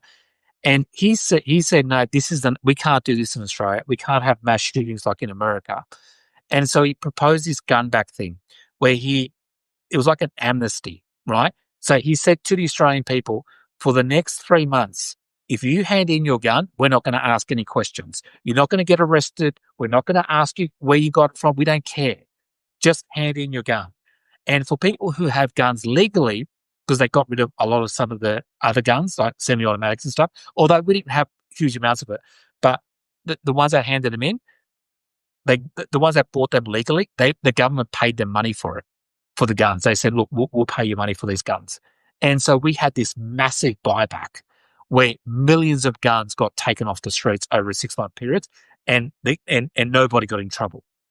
We basically said, close your eyes, put the guns in these spots here, and nothing's going to happen to you, right? Because you can't just stop guns now when there's already guns out there. You have to get rid of a lot of the guns that are already out there. And that was a great way to get people to hand in their guns, right? And not feel like they're going to get in trouble, right? So that's how we became even more strict with gun laws. And that could only, in my opinion, been done by a conservative government, because that conservative government needed the left-wing government to support them in the Senate and the House of Representatives, which of course they did. But if it was a centre-left party that did that, they would have been hated more by the conservatives because the people who live in the country areas, they're the ones who wanted the guns, right? Because they were like, this guy who did this, he was like a city kid. He's got nothing to do with it. Why are you taking the guns away from us? So they were allowed some guns. They allowed guns, but not only guns that they need to shoot animals or whatever it is that they do on farms, right? So that's how basically we became even stricter on gun laws, and we got all these guns off the streets, right? Now, there's not a chance in hell I think that could happen in America. I reckon there'd be like riots in the street, right? So, but yeah, I mean, that's how our gun culture, but it started with a right-wing party, right? And if a left-wing party tried to bring that in, it would have been much harder, because he would have had to fight against all these right-wing like interest groups and things like that. So yeah, it was a brave thing he did. His name was John Howard, and he ended up becoming a prime minister for about 12 years, because in Australia we don't have term limits. So IT, so you could continually run every 4 years or every 3 years until you die. Like, your party would probably kick you out. Like, your political party would go, look, you're too old, whatever. But there's no reason. There's no reason why. Because again, it's not about the leader, it's about the party. If they think that leader is good for the party, they'll keep him there. Yeah. But that doesn't happen that often.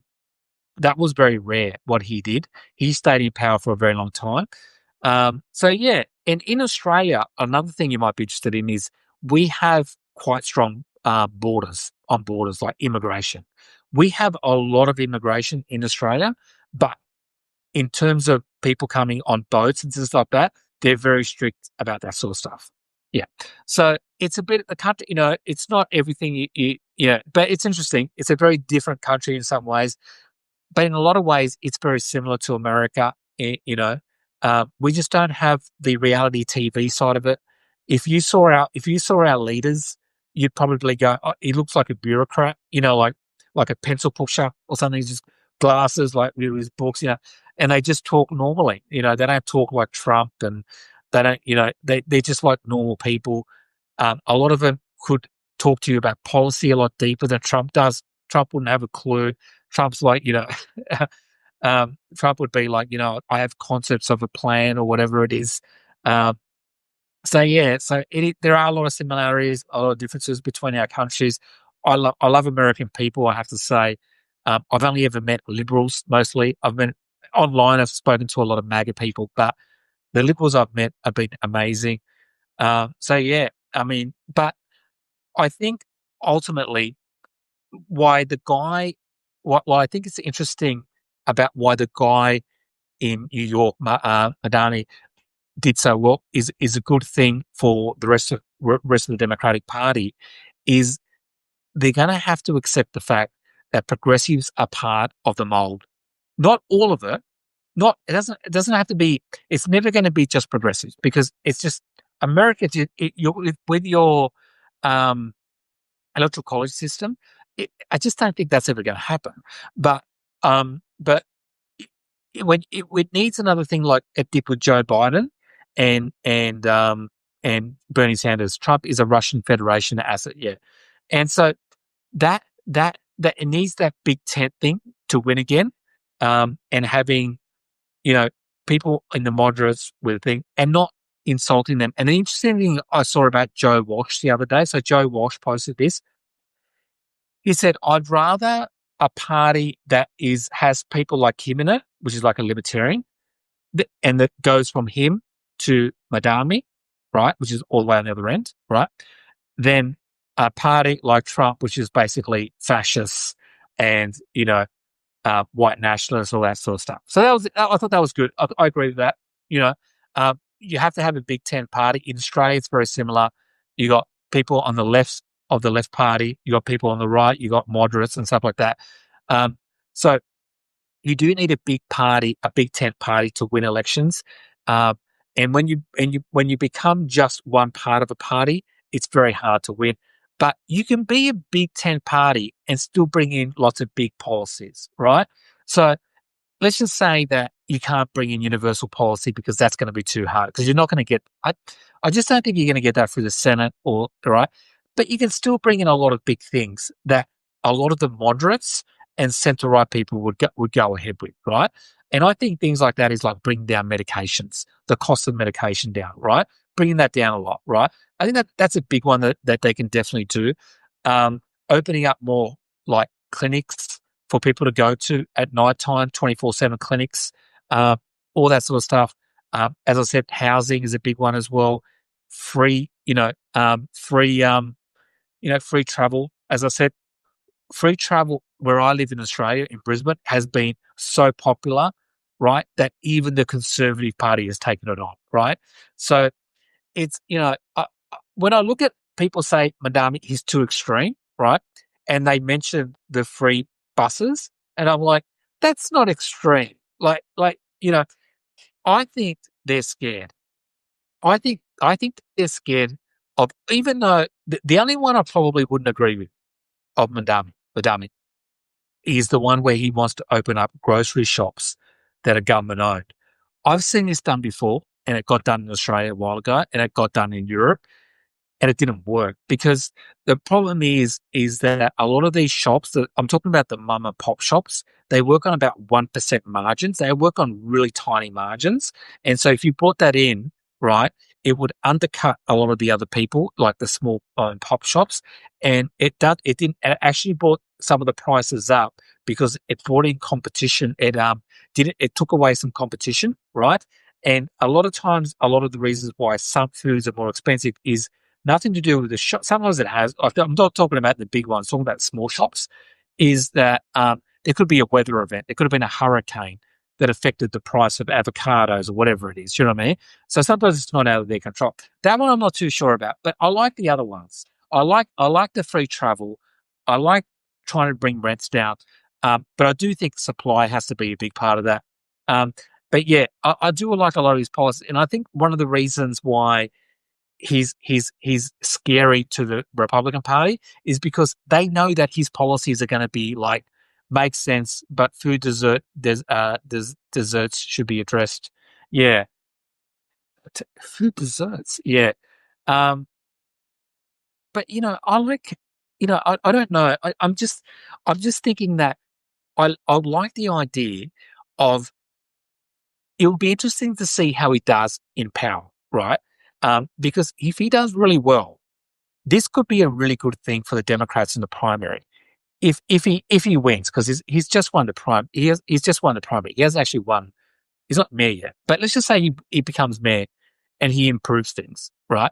That's a really big thing to encourage Democrats to bring more progressive people into the midterms, into the elections, because because it's at the moment it's just all scare tactics by Republicans. But if crime goes up in New York, which is what they're going to say is easy on crime, if it goes up, he could become unpopular, because I think New York, from what I know, they're very big on crime. You know what I mean? And so I think yeah, he's going to have to keep that. I think the crime thing under control. Yeah. Because they will blame him for that. They'll say, "Oh no, this guy's a left. He doesn't care about crime." I mean, you can easily get tarnished like that as a left wing person.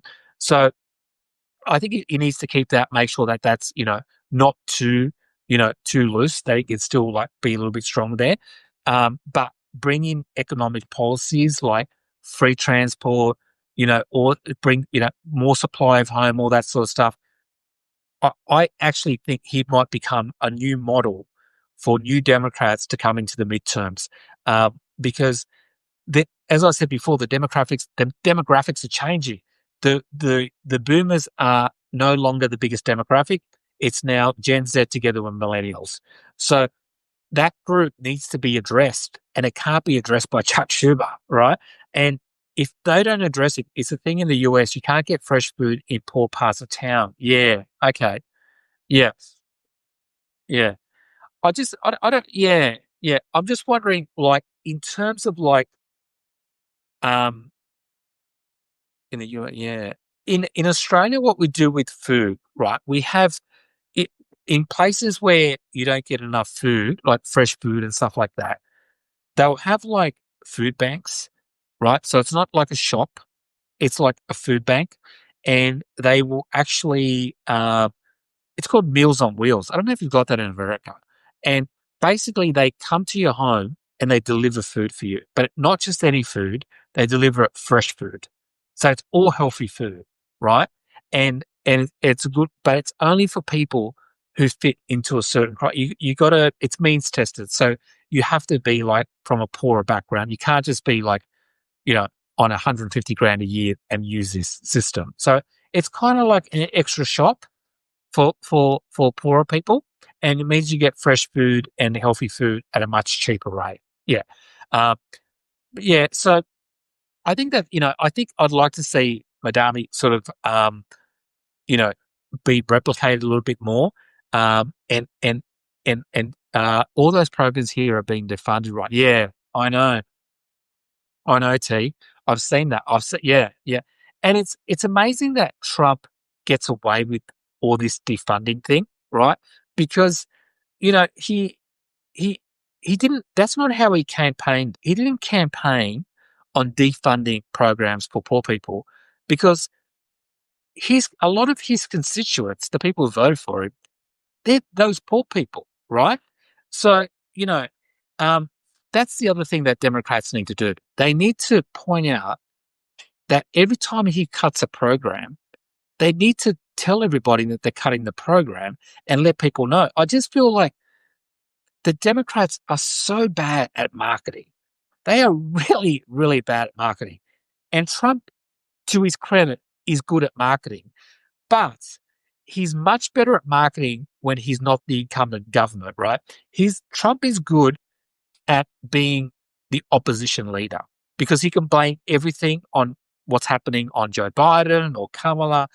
But when he's in power, he's not as good, because he can't blame somebody else, because he tries, but he's not going to get away with it, because a lot of the people who don't follow politics closely are going to blame who's ever in power.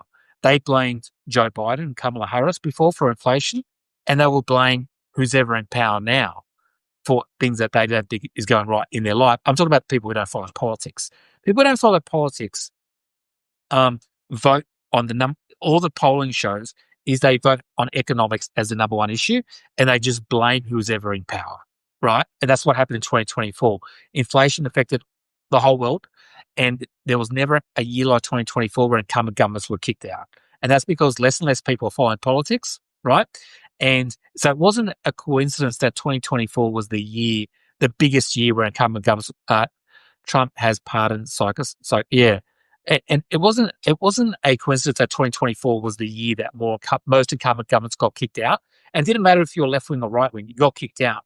And that's because after COVID, less and less people pay attention. People got used to going on TikTok during COVID, and they never came out of that, right? So, and they never went back. So, and what the polling showed, the exit polling and everything after the election in America, is the people most likely to vote for Trump were the less informed, and the people most likely to vote for Kamala were the most informed.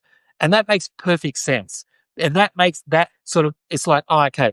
So now I know why every time Trump was in court for some, a rape allegation or whatever it was, or, documents, or the Jack Smith, stolen election thing, every time he got in court, as I said before, his polling didn't go down. And it didn't go down because there were a whole bunch of people who weren't paying attention, right?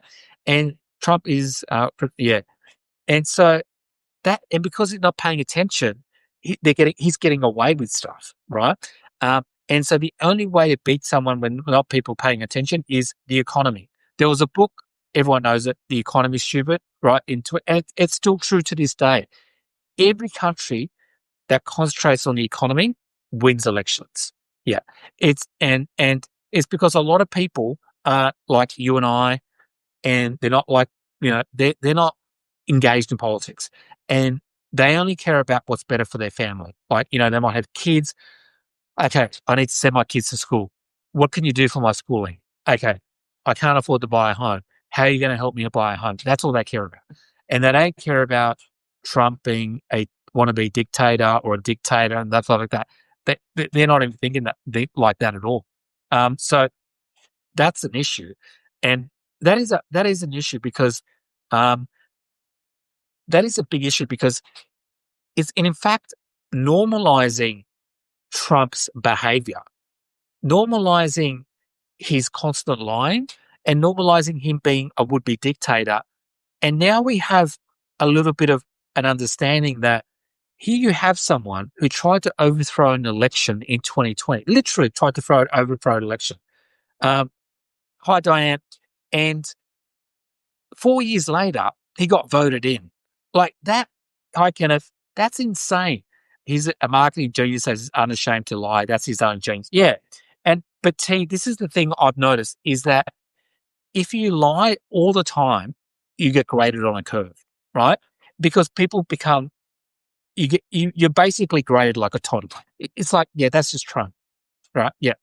Now, if a Democrat lies once every 3 months, they will be crucified by the media, right? Because they're not used to that person lying all the time.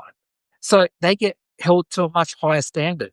So Trump has normalized, if you're more of an asshole, if you lie more, if you do stuff like that, you will be treated greater on a curve. Convince Trump to go to Kim Jong-un's says, yeah.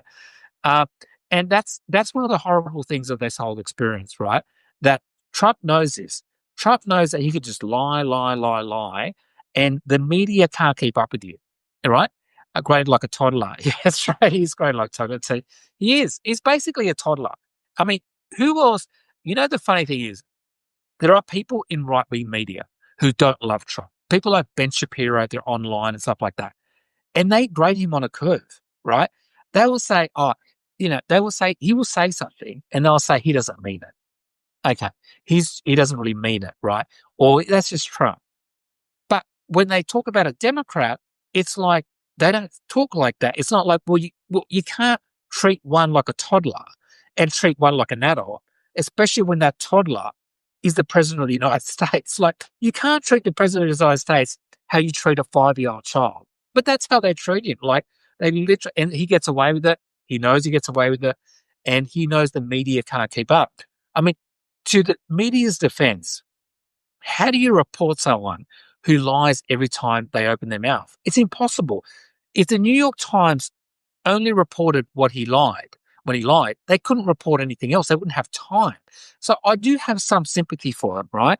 And he saturates the airways with just lies and outrageous things.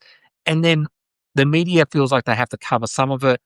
And then something happens like an inflation report comes out and it shows that people are paying more than they were under Biden or Kamala, right? And he'll just come out and say something crazy to divert people's attention away from the economy. Trump knows, right? He's smart enough to know, right?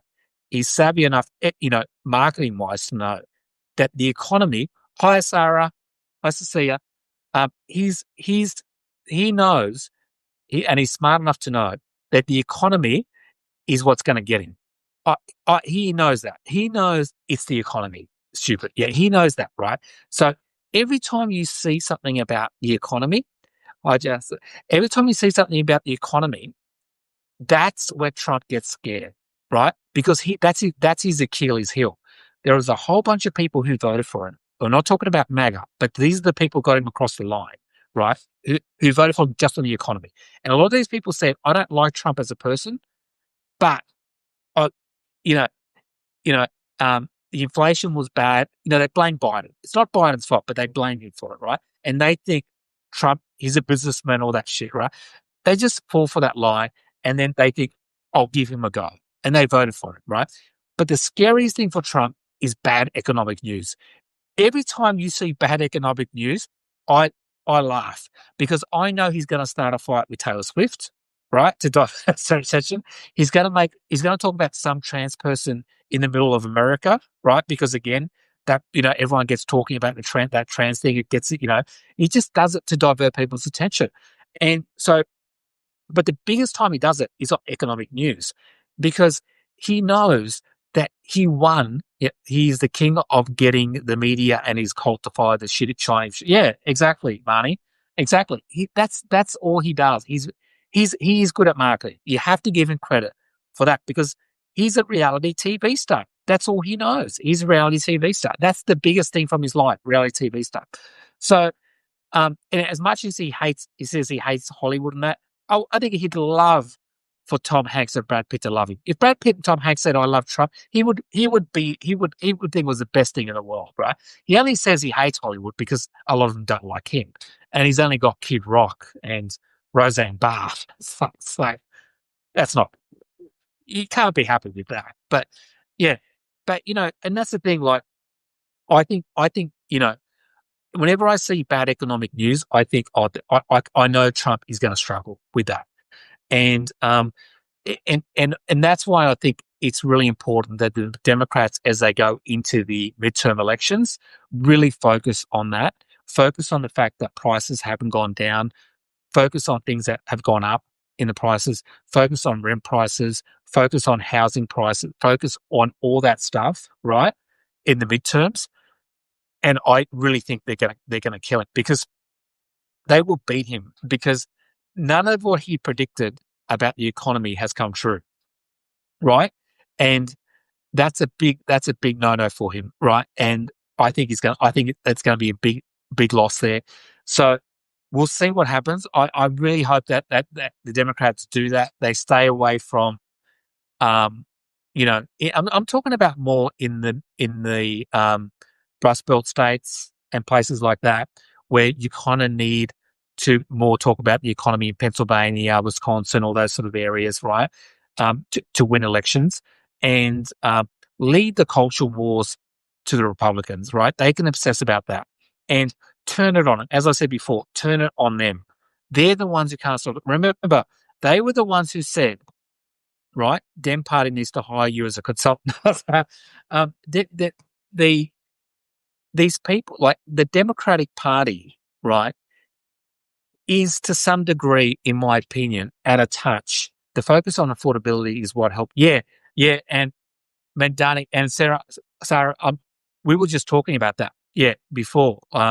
How Mandami, him talking about that was a big reason why he won the primary. Yeah, um, and that's the thing. Like he focused on that, and Andrew Cuomo was just focusing on, I'm not a socialist. It's like, okay, you're going to have to do more than that. So I think those bread and butter issues, like they did in New York, is what wins. And also his messaging, as we talked about before, not just on legacy media. There's nothing, and again, there's nothing wrong with legacy media. I think you should do all of it. I think because you're hitting different demographics, right? You do legacy media for certain demographics. You do online media for other demographics. He's 33 years old. So social media is just like the guy is born with social media, like not born, but he grew up with it, right?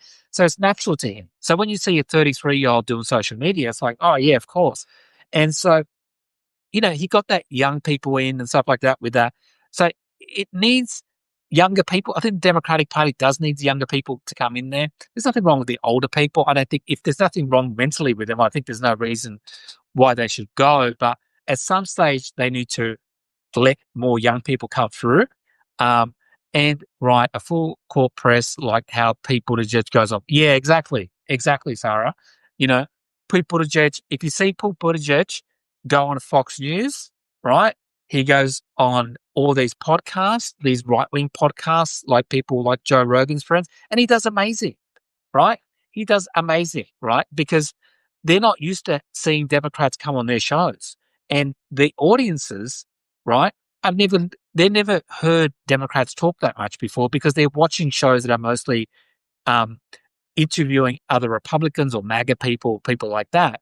So, and because people are so fragmented in in what they're watching, if you if you if you just go on MSNBC, you're only preaching to the converted, right? That's not to say you shouldn't do that either, but you want to go on shows where you're connecting with people who are not normally going to watch you, right? Because you're not going to pick up, like if you go on Fox, most people on Fox are not going to vote for you because you went on Fox, right? But you might pick up a small percentage, right?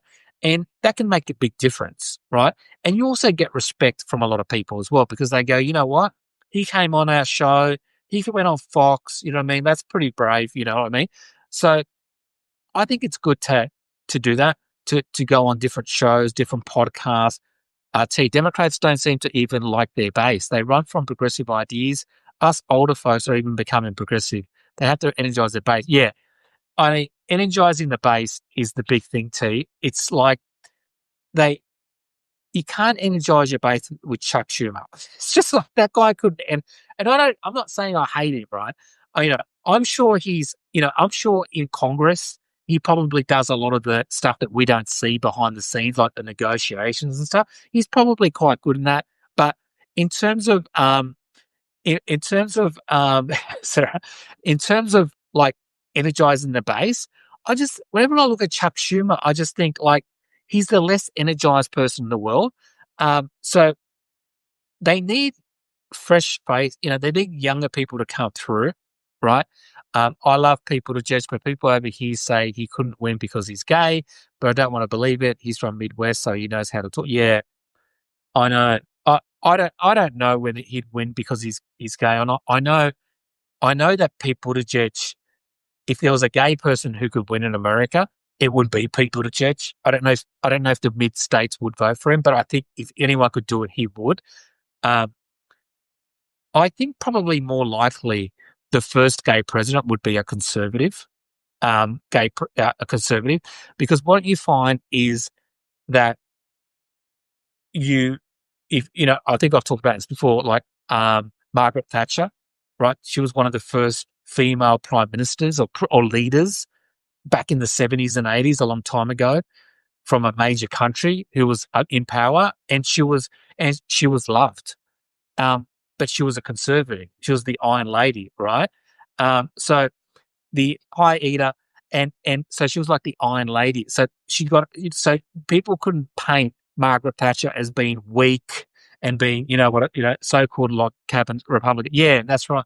So they can't paint it as that. Buttigieg is too conservative, but I like his style. Yeah, yeah. Buttigieg is like a establishment type guy, but he does talk a lot more about economics though than a lot of the other establishment people does, and because he's more conservative, um, because he's kind of more like centre right, he would have a bigger chance of winning the middle states as well, like Pennsylvania and Wisconsin, all that, because they wouldn't vote for necessarily if he was like a gay guy from San Francisco, right?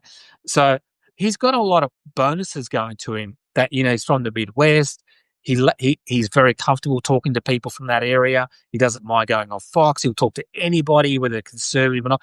And the reason for that is when you hear him talk about his personal life, he's surrounded by MAGA people in his personal life, right? So if you're talking to your family all the time and they're MAGA or the people who live in your suburb, it's much easier to then go to Fox News because you're having those conversations privately.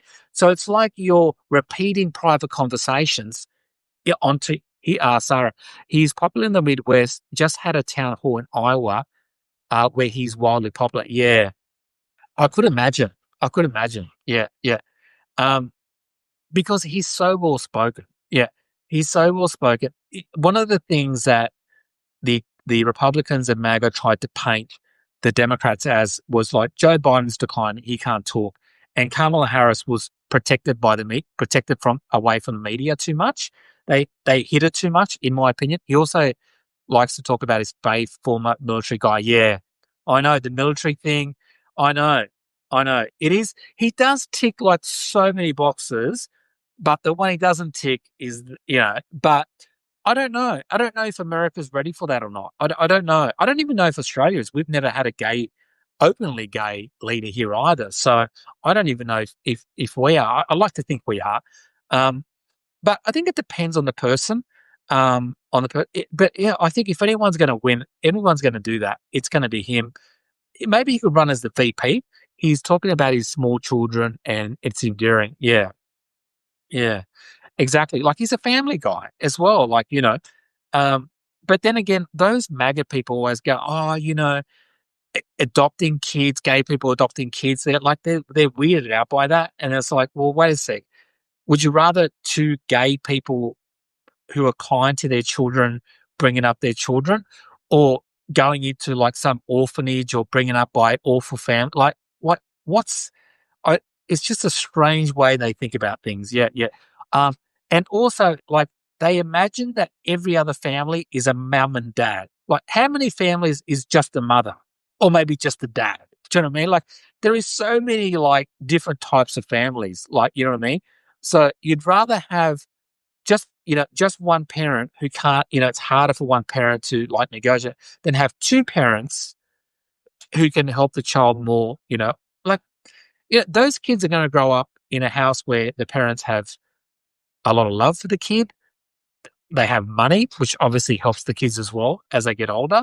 Like they're going to have a pretty good life. So they're stuck in the 50s. Yeah, they are. They are stuck in the 50s. Many minorities are culturally put off by gay people.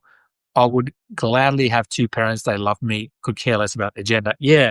I mean, one of my closest friends was brought up by a lesbian couple. And this was like in the 80s and 90s. And like back then, like I would go around to his house. And the first time around, I was like 8 years old. Hi, Sherry. And I walked in, and he didn't say that his parents were like it was like two women, and like I mean, this is like the 80s, 90s, so it wasn't that common. So I was like 8 years old, and I walked in, and I was like, "Oh, where's your dad?" And he was like, "I don't have a dad. I just have two mothers." And I was like, "Oh." Oh, that's pretty cool. Oh, okay, cool, like that, and I never thought about it again. And then when you go around there all the time, it just becomes natural, like normal. And so, but I never forget that, and I was like I go back now and I cringe that I said that, but I was like, I was 8 years old, and so, but yeah, but it was quite funny. But like they had one of the they were the only couple, right, out of all my friends, like parents, who didn't separate. I think they're still together now. So it's like, they're the only ones who stayed together. Yeah, yeah. And they were amazing, like amazing parents. Like they were such good parents. Yeah, yeah. And I just think, and then I'd have other friends who had like a mum and dad, and it was like an abusive relationship. And I'm like, you'd rather have, come on, you can have to have, you'd rather have the two of them. Okay. But yeah, they don't. They would rather go with that. It's like they live in this world, like you said before, Sarah, in the 1950s world where every single family is mum and dad, when that's just not even the reality. Not every family is mum and dad. Yeah. So I hope I hope Pete Buttigieg can get around that. Um, I am skeptical of it though a little bit, just in the Midwest, because I saw what they did with the trans ad. That was quite successful, even though I think that was more to do with the economy and stuff. My gay friends are amazing parents. Oh, yeah, yeah. I know. Like, it's just like anyone, it's like anybody else. You're going to have, good parents who are gay, bad parents who are gay, but at least with gay parents, right? They have to, in most cases, they have to adopt. So it's like you're making an informed decision, right? A lot of times, not a lot of times, but sometimes when straight couples it's an accident, right? They mean to have a kid and they're like, okay, well, and they're not prepared for it, right? So sometimes that can become an issue. They don't have enough money or whatever like that. At least with gay people, they're kind of like, okay, well, let's have a kid. It's amazing that in 2025 that's still issued and he's still, in some ways, Marnie, I feel like because of Trump, it's gone backwards a little bit. And in fact, this is actually true. I read this the other day in New York Times. Um, I think gay marriage has been in America for 10 years. Yeah. 2015, I'm pretty sure, came in under Obama. And it's the popularity for that has gone down since Trump, since the whole anti-woke and all that stuff has actually gone down. And there's parts of MAGA who are even talking about like reversing it, right? Like so I kind of feel like it was going like this, and now it's kind of like, yeah, it's going down a bit. So because MAGA have turned anything gay or LGBTQ into something bad. And what's funny about it is they're obsessed with gay issues. Like they talk about gay issues more than anybody I know, right? Like the only time I know there's Gay Pride Month in America is because when I'm on Twitter, all the conservative dudes, the guys, are tweeting about it all the time about the gay pride. They're obsessed with it. And they will say things like, I don't care about Gay Pride Month. And then they'll tweet about that 100 times. Now, I start to think maybe they're hiding it. I have some closeted, they have some closeted politicians, Republicans are famous. Yeah. I mean, if you don't care, you don't post about it all the time, right? You don't go, I'm just going to, how I posted this morning that I said I don't like the Gay Pride Month, the gay month, yeah, LGBT Pride Month. Well, I'm just going to let you know again that I don't like it. Okay. And they just keep talking about it over and over again for the whole month. They're obsessed with it. I wouldn't even know it was on because I'm an Australian. I wouldn't know that was on. And on most of the liberal stuff that I see, they're not even talking about it that much. But I'm like, oh, it must be Gay Pride Month because all the MAGA accounts on Twitter are just not talking about nonstop. It's like they're the biggest advertising for that month. The biggest because they talk about it more than gay people do. Their obsession with gay just makes me think they are gay. I heard a comedy say he was all for gay marriage. He said he was all for them being as miserable as the rest of us. Yeah, that's right. Yeah. So, I mean, like, you know, I don't get their obsession with like the gay.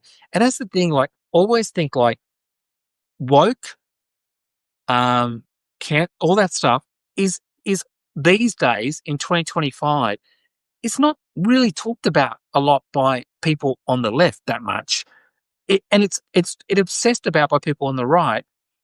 And it's not because I actually think I here's what I believe about Trump and gay people. I actually don't think he cares about. I actually don't think he hates gay people. In fact, if you look at Trump's history, he had close relationships with gay people all his life, gay men, and he didn't care about it. Right? He never cared about it. He's a guy who grew up in New York, an inner city New York. Right? He's not from the rural areas. Right? He grew up as a socialite. He was around gay people. Roy Cohen was gay. That's right, Money. He's one of his closest friends. Yeah, and it wasn't just Roy. He was a but yeah, yeah. It was a Roy Cohen. There was a whole bunch of gay people he was friends with in the TV industry, the movie industry. I remember him saying something back in before he became a politician, saying he doesn't understand how people don't like gay people. They're some of the best people he's ever met. Now, he so I don't think he cares about trans people. Where in 2016, when he first came in, he said to Caitlyn Jenner, she can use any toilet in any of my hotels she wants, either male or female. I don't care, right? So that's how he thought before he got into politics properly. But then when he realized his base don't have those thoughts, he suddenly became obsessed with DEI, with gay issues. Now, maybe some of it, some of it, he did change his mind. I don't know. But, you know, it's unusual for someone like that to have not care about whether someone's gay or not most of his life, and then in his like 60s or 70s suddenly become homophobic. I think he's just doing it for his base, which in a way I feel is more gross. You know what? Because if you're like a Republican religious person, right? Like if you're like a religious person who's a Republican and you're anti-gay because of the Bible, now that's still not a good thing, but it's genuine to them, right? With Trump, it isn't genuine to him. He's doing it. He's willing to throw people under the bus who he personally doesn't have a problem with for votes or to roll up his base. That's more gross than someone who thinks, Stephen Miller probably put a bug in his ear, with someone who believes, that I don't like gay people because the Bible told me, or that, they grew up with it and their parents were like, gay people go to hell, right?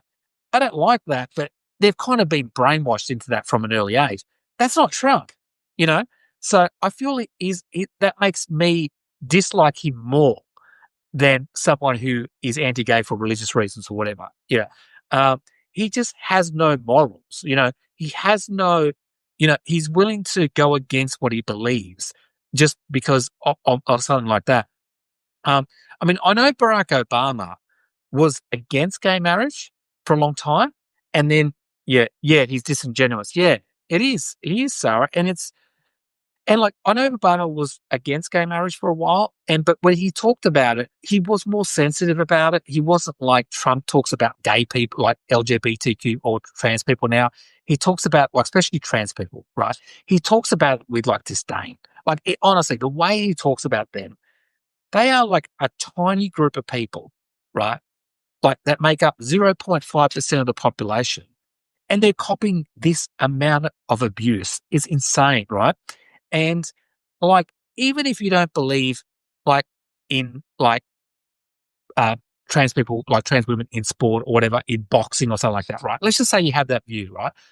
I can understand some people having that view, but then to call them like, to say to them like that you're subhuman and what's even worse, right? Their hatefulness is down here. What's even worse is that they try to make them out like they're somehow privileged. That's the worst part of it. Like they're privileged. It's like, oh, all trans people, we have to treat them like carefully. We have to be careful around them, right?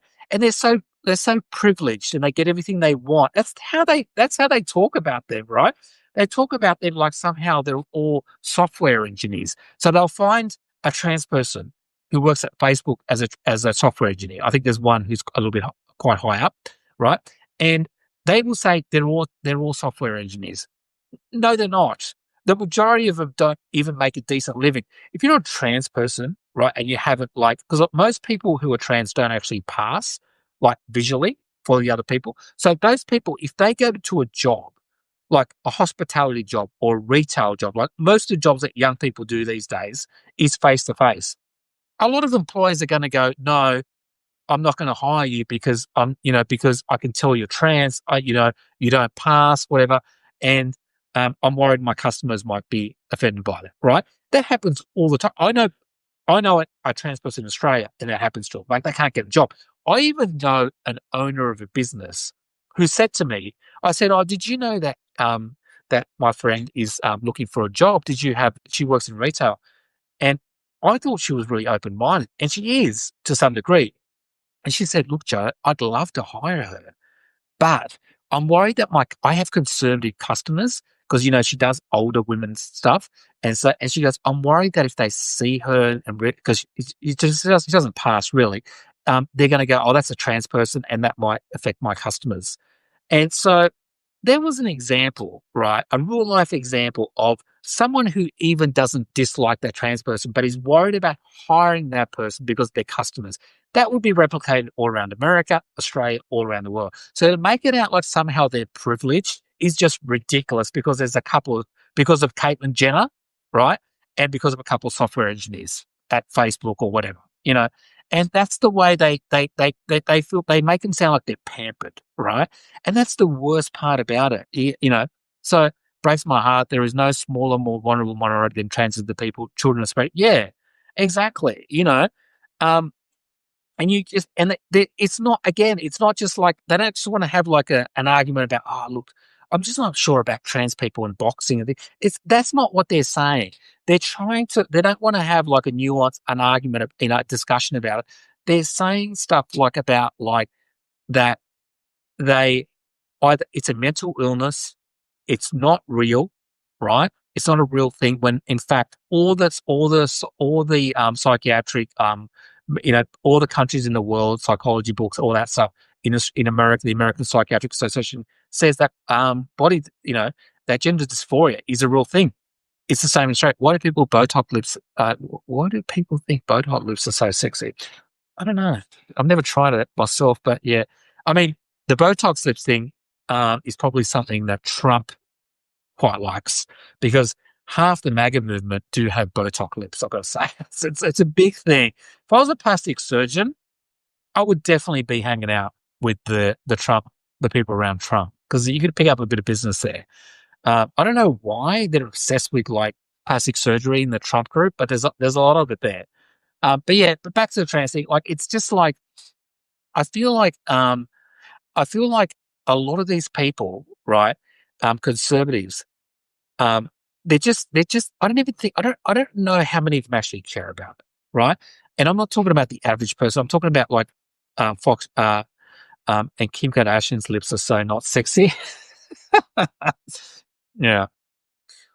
Whenever you see a picture of someone before and after plastic surgery, the before always looks better.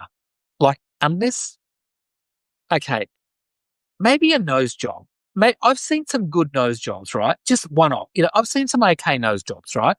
But otherwise, like lips and the face, like it doesn't make you look younger. In fact, it makes you look older. I've just never seen a really good plastic. I mean, I'd be for it if I thought it worked well. I mean, I wouldn't mind a bit of Botox around my eyes. Actually, I might be actually. You know what? I'd probably consider Botox around the eyes, but like a little bit of light Botox, just like the tiny bit, not the full on ones. Maybe I'll do it and then I'll come back on and I'll see if anyone notices it. um, but yeah, like I think a lot of I'll do it, Sarah. I will. I'll just do a little bit around the eyes. Okay. And we'll see. Yucky lips like Bezos' wife. Oh my God. The Bezos wife thing is hilarious. Like, I, I mean, I saw a before after picture of her, and she was very attractive before. And like now she's like, I agree, Courtney Cox would have looked better if she had done small things, but her face, yeah, yeah. And the thing with Botox, because I do have friends who have Botox, who do get Botox, but that's it. They just do a little bit of, but you wouldn't even notice it, right? So like light Botox. I always think that the before looks better, Joe. You're way too young for Botox. Well, I'm in my 40s, so but Roland, I meant to say, yeah. But like I think a lot of Laura Sanchez looks like an alien. Yeah, true, true, true. Lauren Sanchez, yeah. You know, I there's not many like Courtney. Like I say, like Courtney Cox, like those before, and I think she actually regretted that. But there's nothing you can do. Like once you have the facelift, you can't get rid of it. In Australia, one of the big things that's happening at the moment, I don't know if it's happening in America. I want Botox. You don't need anything, Joe. I want. um, but one of the things that a lot of Australians are doing, guys, so this is a man thing in Australia, is they're going to Turkey. So they get a trip to Turkey and they get a hair transplant. The bald guys, right? And it's like become a big thing. And there's even I don't know if that happens in America because they do them cheap, right? And they have specialized doctors there who just do like hair transplants on bulk. So you do a package deal. You get the trip, you pay for the holiday, you get the trip, you spend a couple of days there getting the thing. And I've seen pictures of planes with guys with just those little dots on their hairs from the thing. It's pretty incredible. Yeah, yeah. I think, I don't know. Thank God my hair hasn't gone. I mean, just, but it doesn't matter. I mean, it's not a big deal.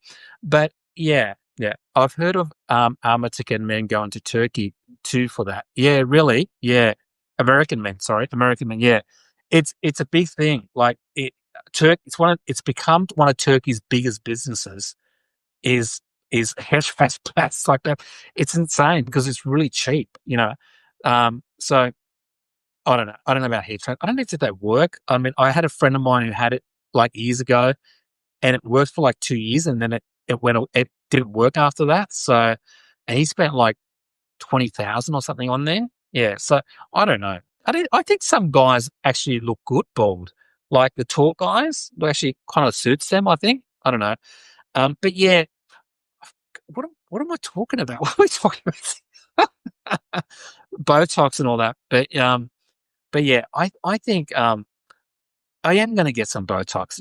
I am just a little bit, just before I move on, just a little bit, just on the crow's feet. I just want to get a little bit, just the crow's feet, and that's it. And that's it. And then after that, maybe just some like fillers around here. No, that's how it starts. You just get a little bit here, and then you go the fillers, and then maybe just the bum. I want to get sort of some cheap. Now, that's actually a thing where people get bum implants, and it's actually you get a pass because the sun is so strong in Australia. That's true, Sarah.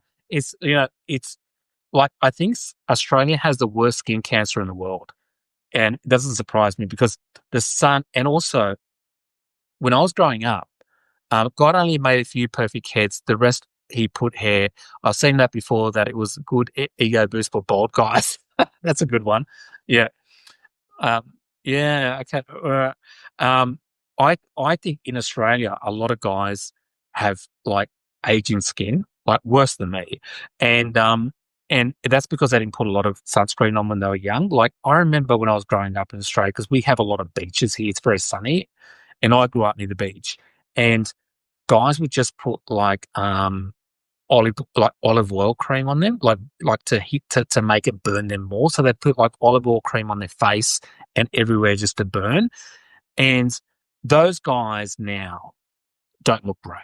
Like they're in their 40s and they look like they're like well into their 60s. Like it's just it's really bad because I got to an age where I just went, I started to take crow's feet looks good on men, makes you seem more masculine in my opinion. Okay.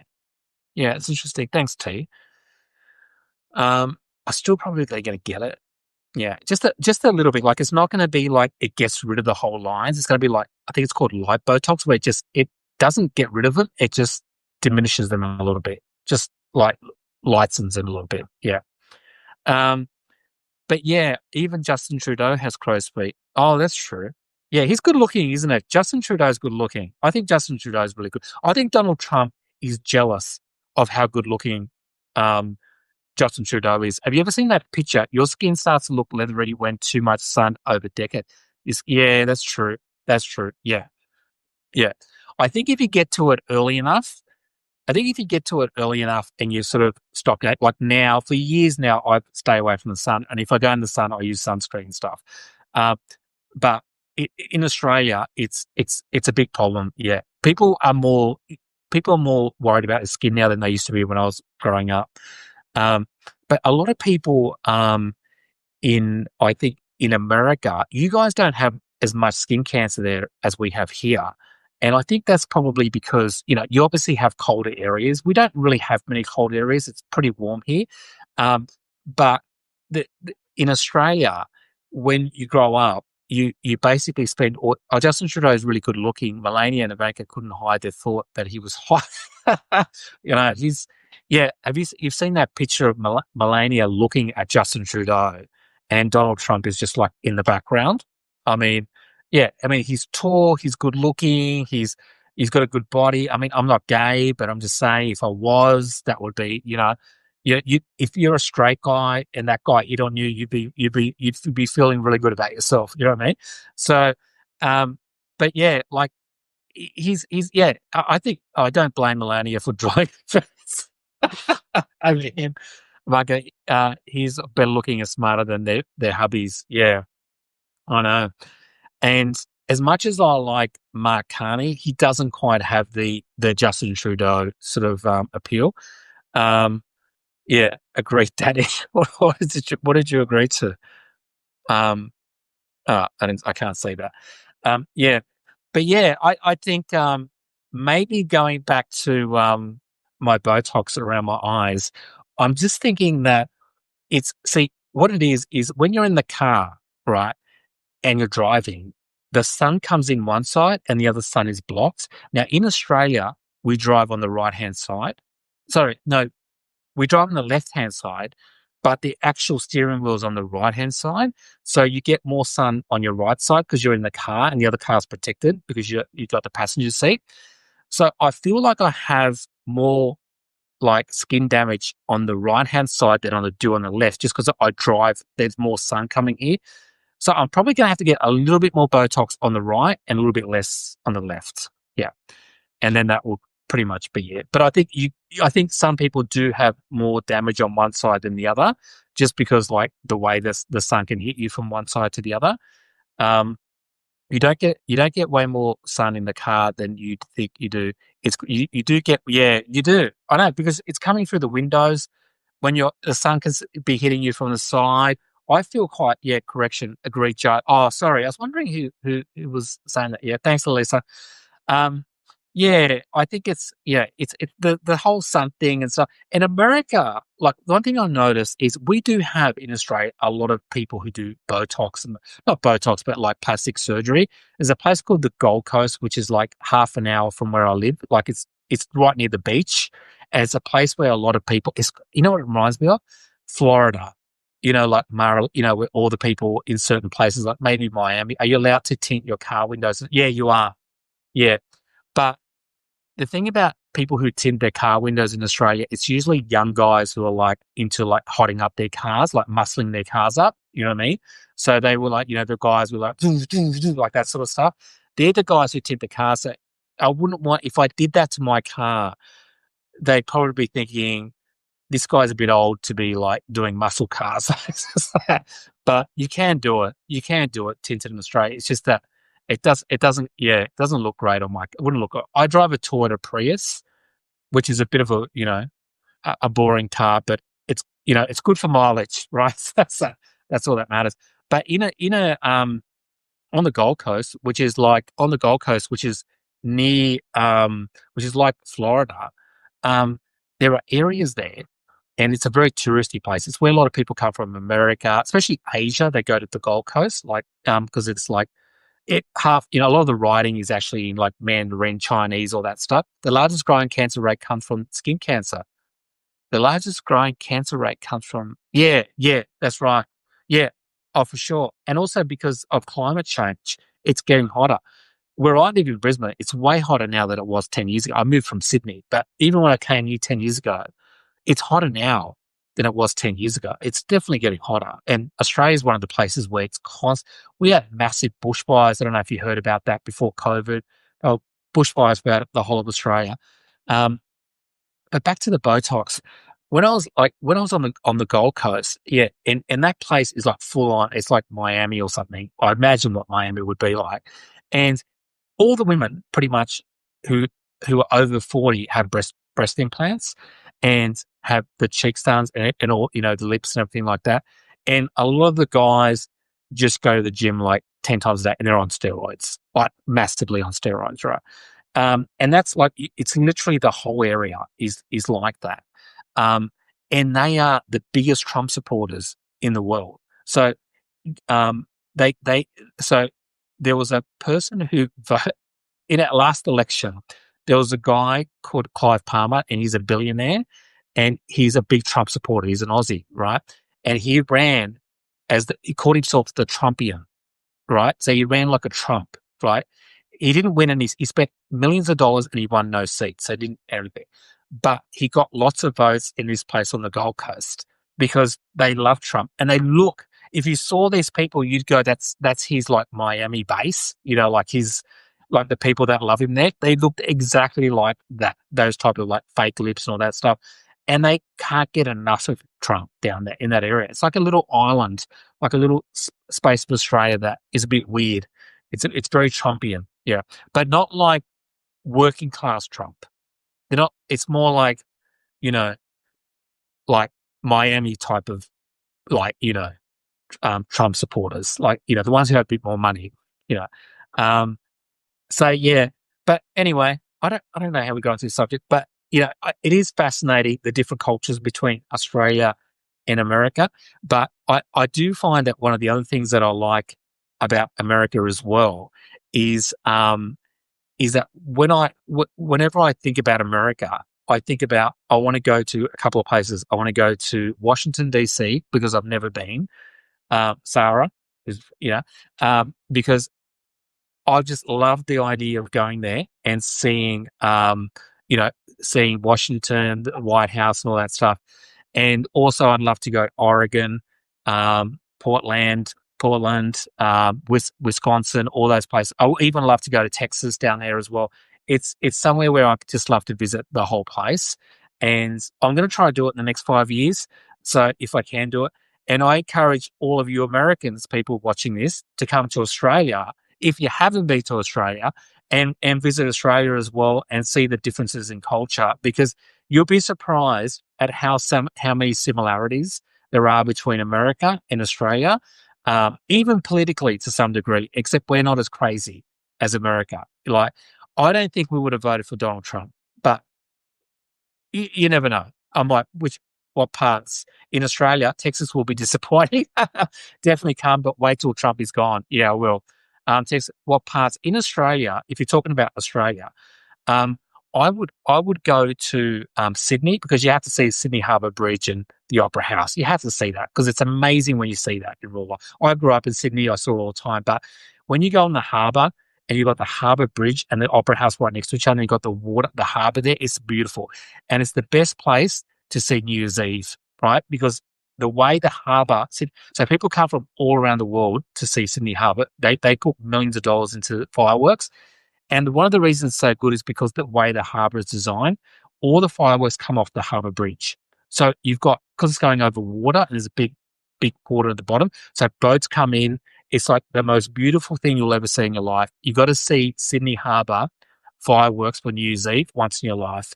Um, and other parts are more like Melbourne, which is very like, if you love coffee culture, you will love Melbourne. It's got the best coffee in the world, but it's also got some really cool like cultural things. It's got the biggest library. It's got if you like libraries, Melbourne's got this amazing library that's like 80 floors with amazing books. I love books. And then there's other like galleries and places like that. And if you go out west, you have to go to places like Mildura, and you'll get to see kangaroos and koalas and quokkas, and all these animals that you probably only have seen in zoos. To see a kangaroo in the wild is pretty amazing.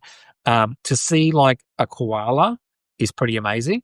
And all these animals, you interact with them a lot.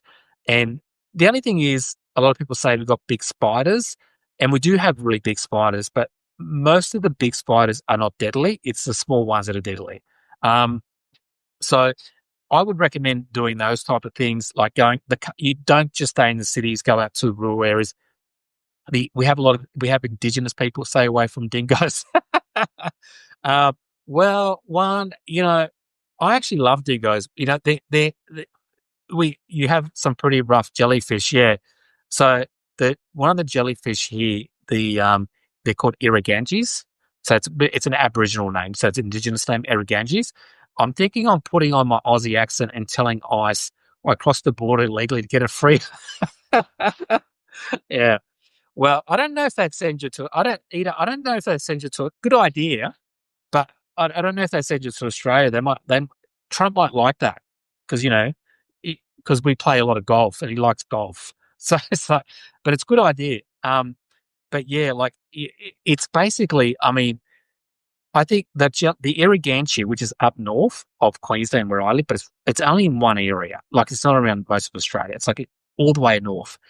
But if they bite, they're like this big. They're like a thumbnail. But if they bite you, you have about a 50% chance of dying. Yeah, it's yeah. So it's pretty, but it's very unusual that they will bite you. It's because it's pretty rare to happen, and they're only around in summer, so they're not around all year, and it's in a very small part of Australia. And what they do is they net it off. Yeah, I used to watch Steve Irwin and said, "You all have some of the most deadly snakes. I'll take deadly snakes over dangerous Magamaricus." Right? Yeah, yeah. We do have some pretty deadly snakes here. We do. We have deadly snakes and deadly spiders, but you're not going to encounter them. But you would be very unlucky to encounter those, right? I've never encountered. I mean, yeah, I've encountered deadly spiders because redback spiders are in the cities. And I've seen them, and they usually hang around toilets. So when you're in like the country areas, you can look at the toilet seat. They usually like wait for your, for your bare bottom, and then that's their kind of that's their thing. They've learnt that over the years. Um, and then the snakes. It's generally the brown snake is one of the deadliest in Australia, but again, you're not going to encounter that very often. But the irrigantes, the little jellyfish, they're very bad. Yeah, you don't want to get stung by one of those. And they have these nets, like nets in the water, so you can go fishing and they can't touch you. Yeah. So, but yeah, it is pretty. It is. There are some deadly animals here, but it's very rare to see them. I like my favorite animal. I do like the dingoes. The dingoes are on an island called Fraser Island. They're pure breeds because they stayed on the island. So the dingoes on the main island, they're not. They've a lot of them have like gone. They've been sexually with dogs. It's like breeded with dogs. So it's like you'll see like a dingo, and it'll be like half dingo, half German Shepherd, half Chihuahua. Like it's just like weird. It's like you look at a dog this big, and over the years, it's like somehow a Chihuahua got in there somehow. I don't know how that worked out, but it's like 5 or 6 different things. Uh, but on Fraser Island, which is that island, because it's an island, they're just pure breed dingoes, and they are amazing to see in the wild. And they can be they're actually very small as well. They're like a very small dog. So for an adult, you wouldn't be scared. But what they sometimes do is they go for children. And we had a famous case in Australia in the 70s, I thought the 80s. Her name was Chamberlain, and the child's name was Azaria.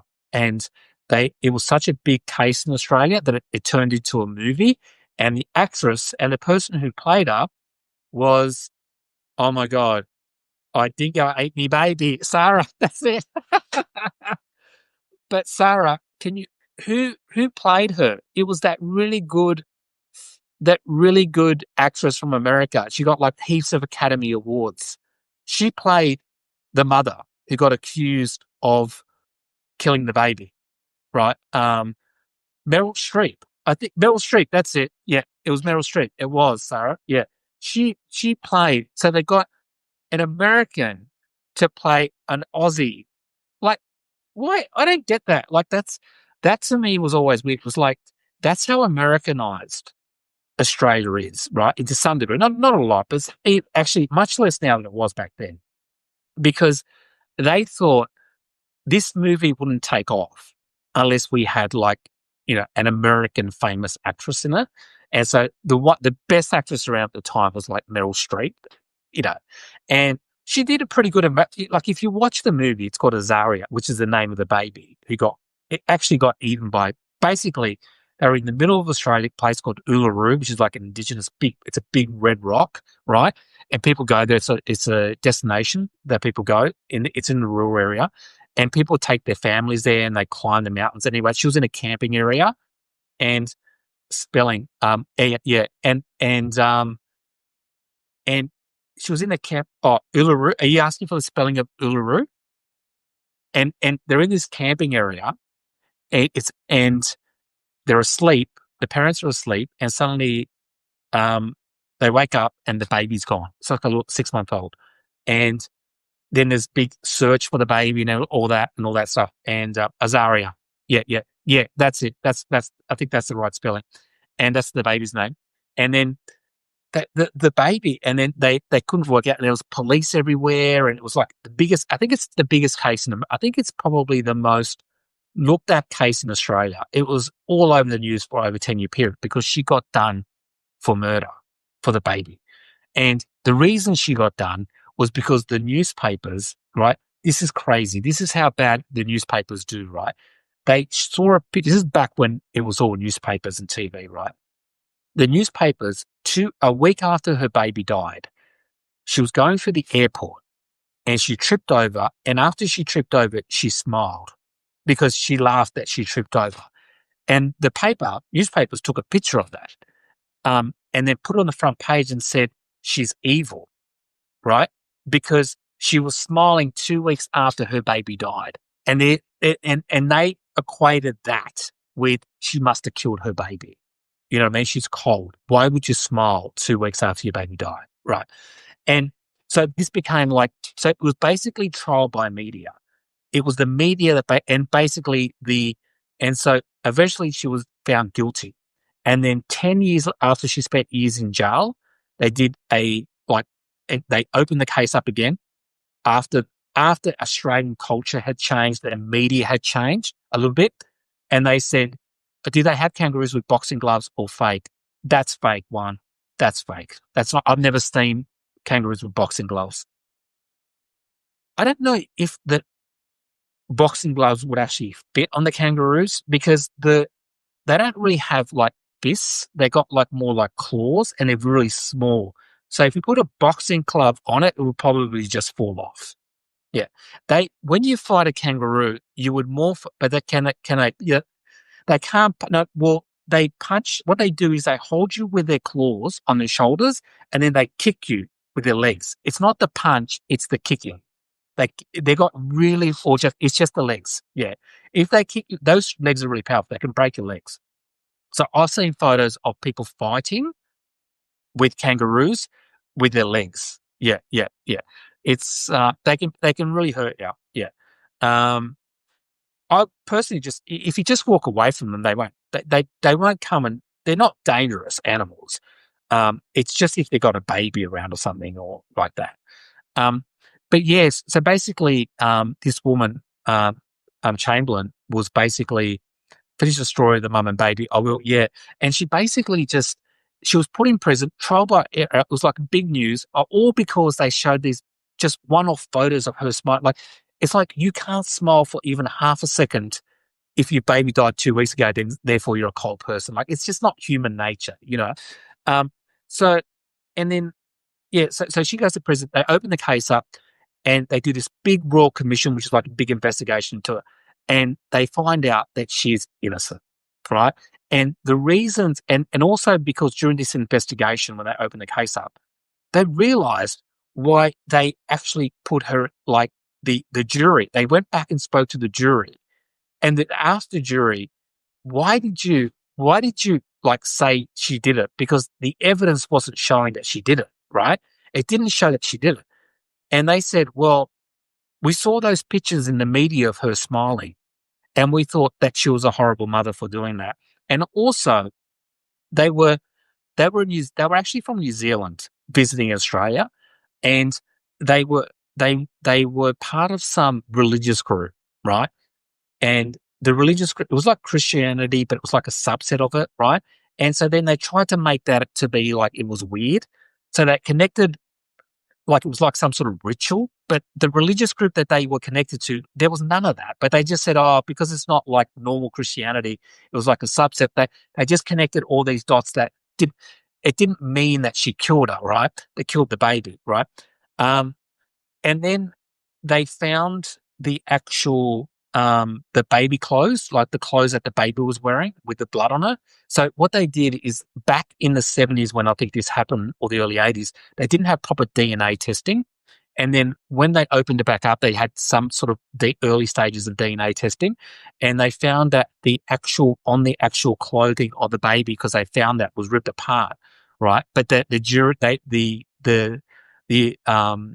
tried to say that the mother did that on purpose, right, to cover up. Anyway, so they found this bloody thing with blood on it, and they found dingo DNA on that thing. So it'd been bitten by DNA. So it was conclusive. But they never found the body, right? They never found the body, and no one ever saw. People saw a dingo in that campsite that night, and dingoes were around there. There's no doubt about that.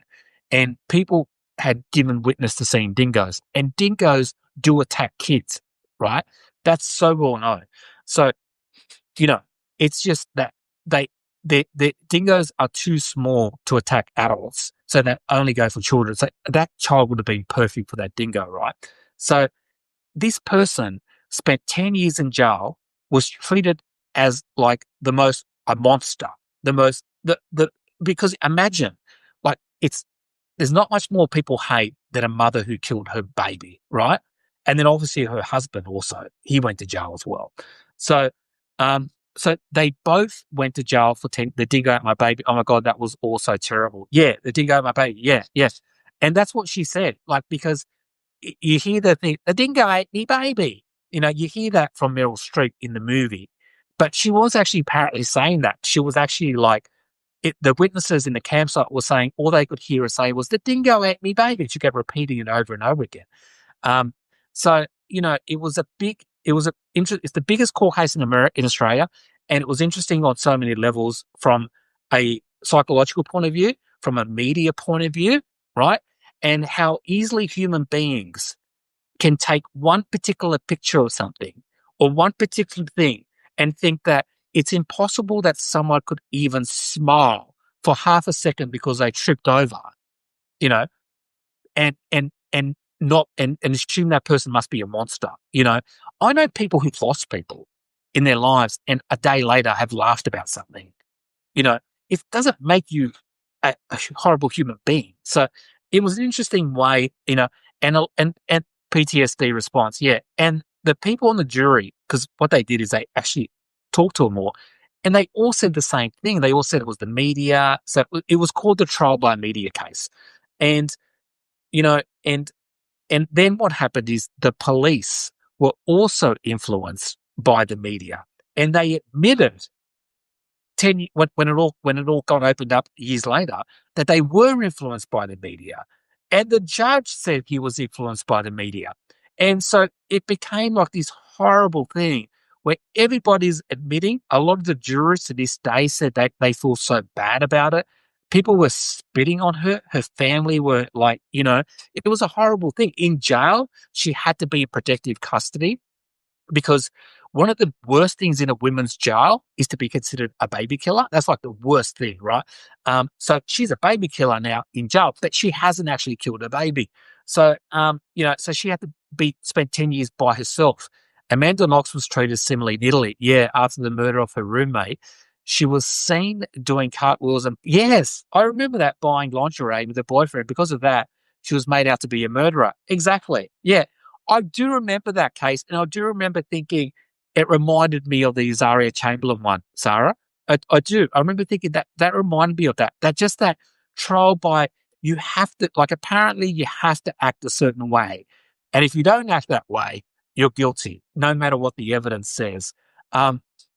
It's just not human nature. I just think people act differently when there's a tragedy, everyone acts differently, but this case was, for me, really interesting, because I still see this trial. Hey, Joe. Hi, Car. Nice to see you. We're talking about, I don't know if you just joined, but we're talking about Azaria Chamberlain. Talk about living hell. Yeah, the big murder case in Australia. Yeah, Marnie, it is. It was. And, they wrote books about it. And, you know, the other sad part about it is they divorced. The parents divorced. They were really in love and they divorced because the court case just killed them. It just destroyed the relationship, right? Um, and yeah, and so it's so sad on so many levels, and it makes me think about the media a lot, like how much the media even in American politics or in Australia can play such a big part, right? In how people perceive things, right? And how humans are so easily influenced by a moment in time, right? Just something that happens or something that feels it's so easily, and other human beings are so easy to um, sort of look at that and judge that person for that moment in time. It's just like it makes me have a little bit less faith in humanity when I see stories like that. But it makes me have more faith in humanity. That's why critical thinking. Yeah, I agree, Sarah. Yeah, it makes me have more faith in humanity. That 10 years later, everything came out and was overturned. So there's something good about it. Do you know what I mean? Terry Schiavo case of I don't know that one. Is that similar? Yeah. How did 60 Minutes handle this case? I can't remember. She probably would have been interviewed. I can't remember that. I remember her being interviewed um, before she went to jail and them asked staff someone. Yeah. And someone went to jail. Oh, staff someone. Okay. Yeah. And they went to jail because of that. But she was interviewed, the mother was interviewed beforehand, before she went to jail. And they kept asking questions about her faith and her religion. And, they were kind of trying to imply that there was something weird about her, right? And but then when she was interviewed, when she came out of jail, she was freed, right? And she was freed from jail.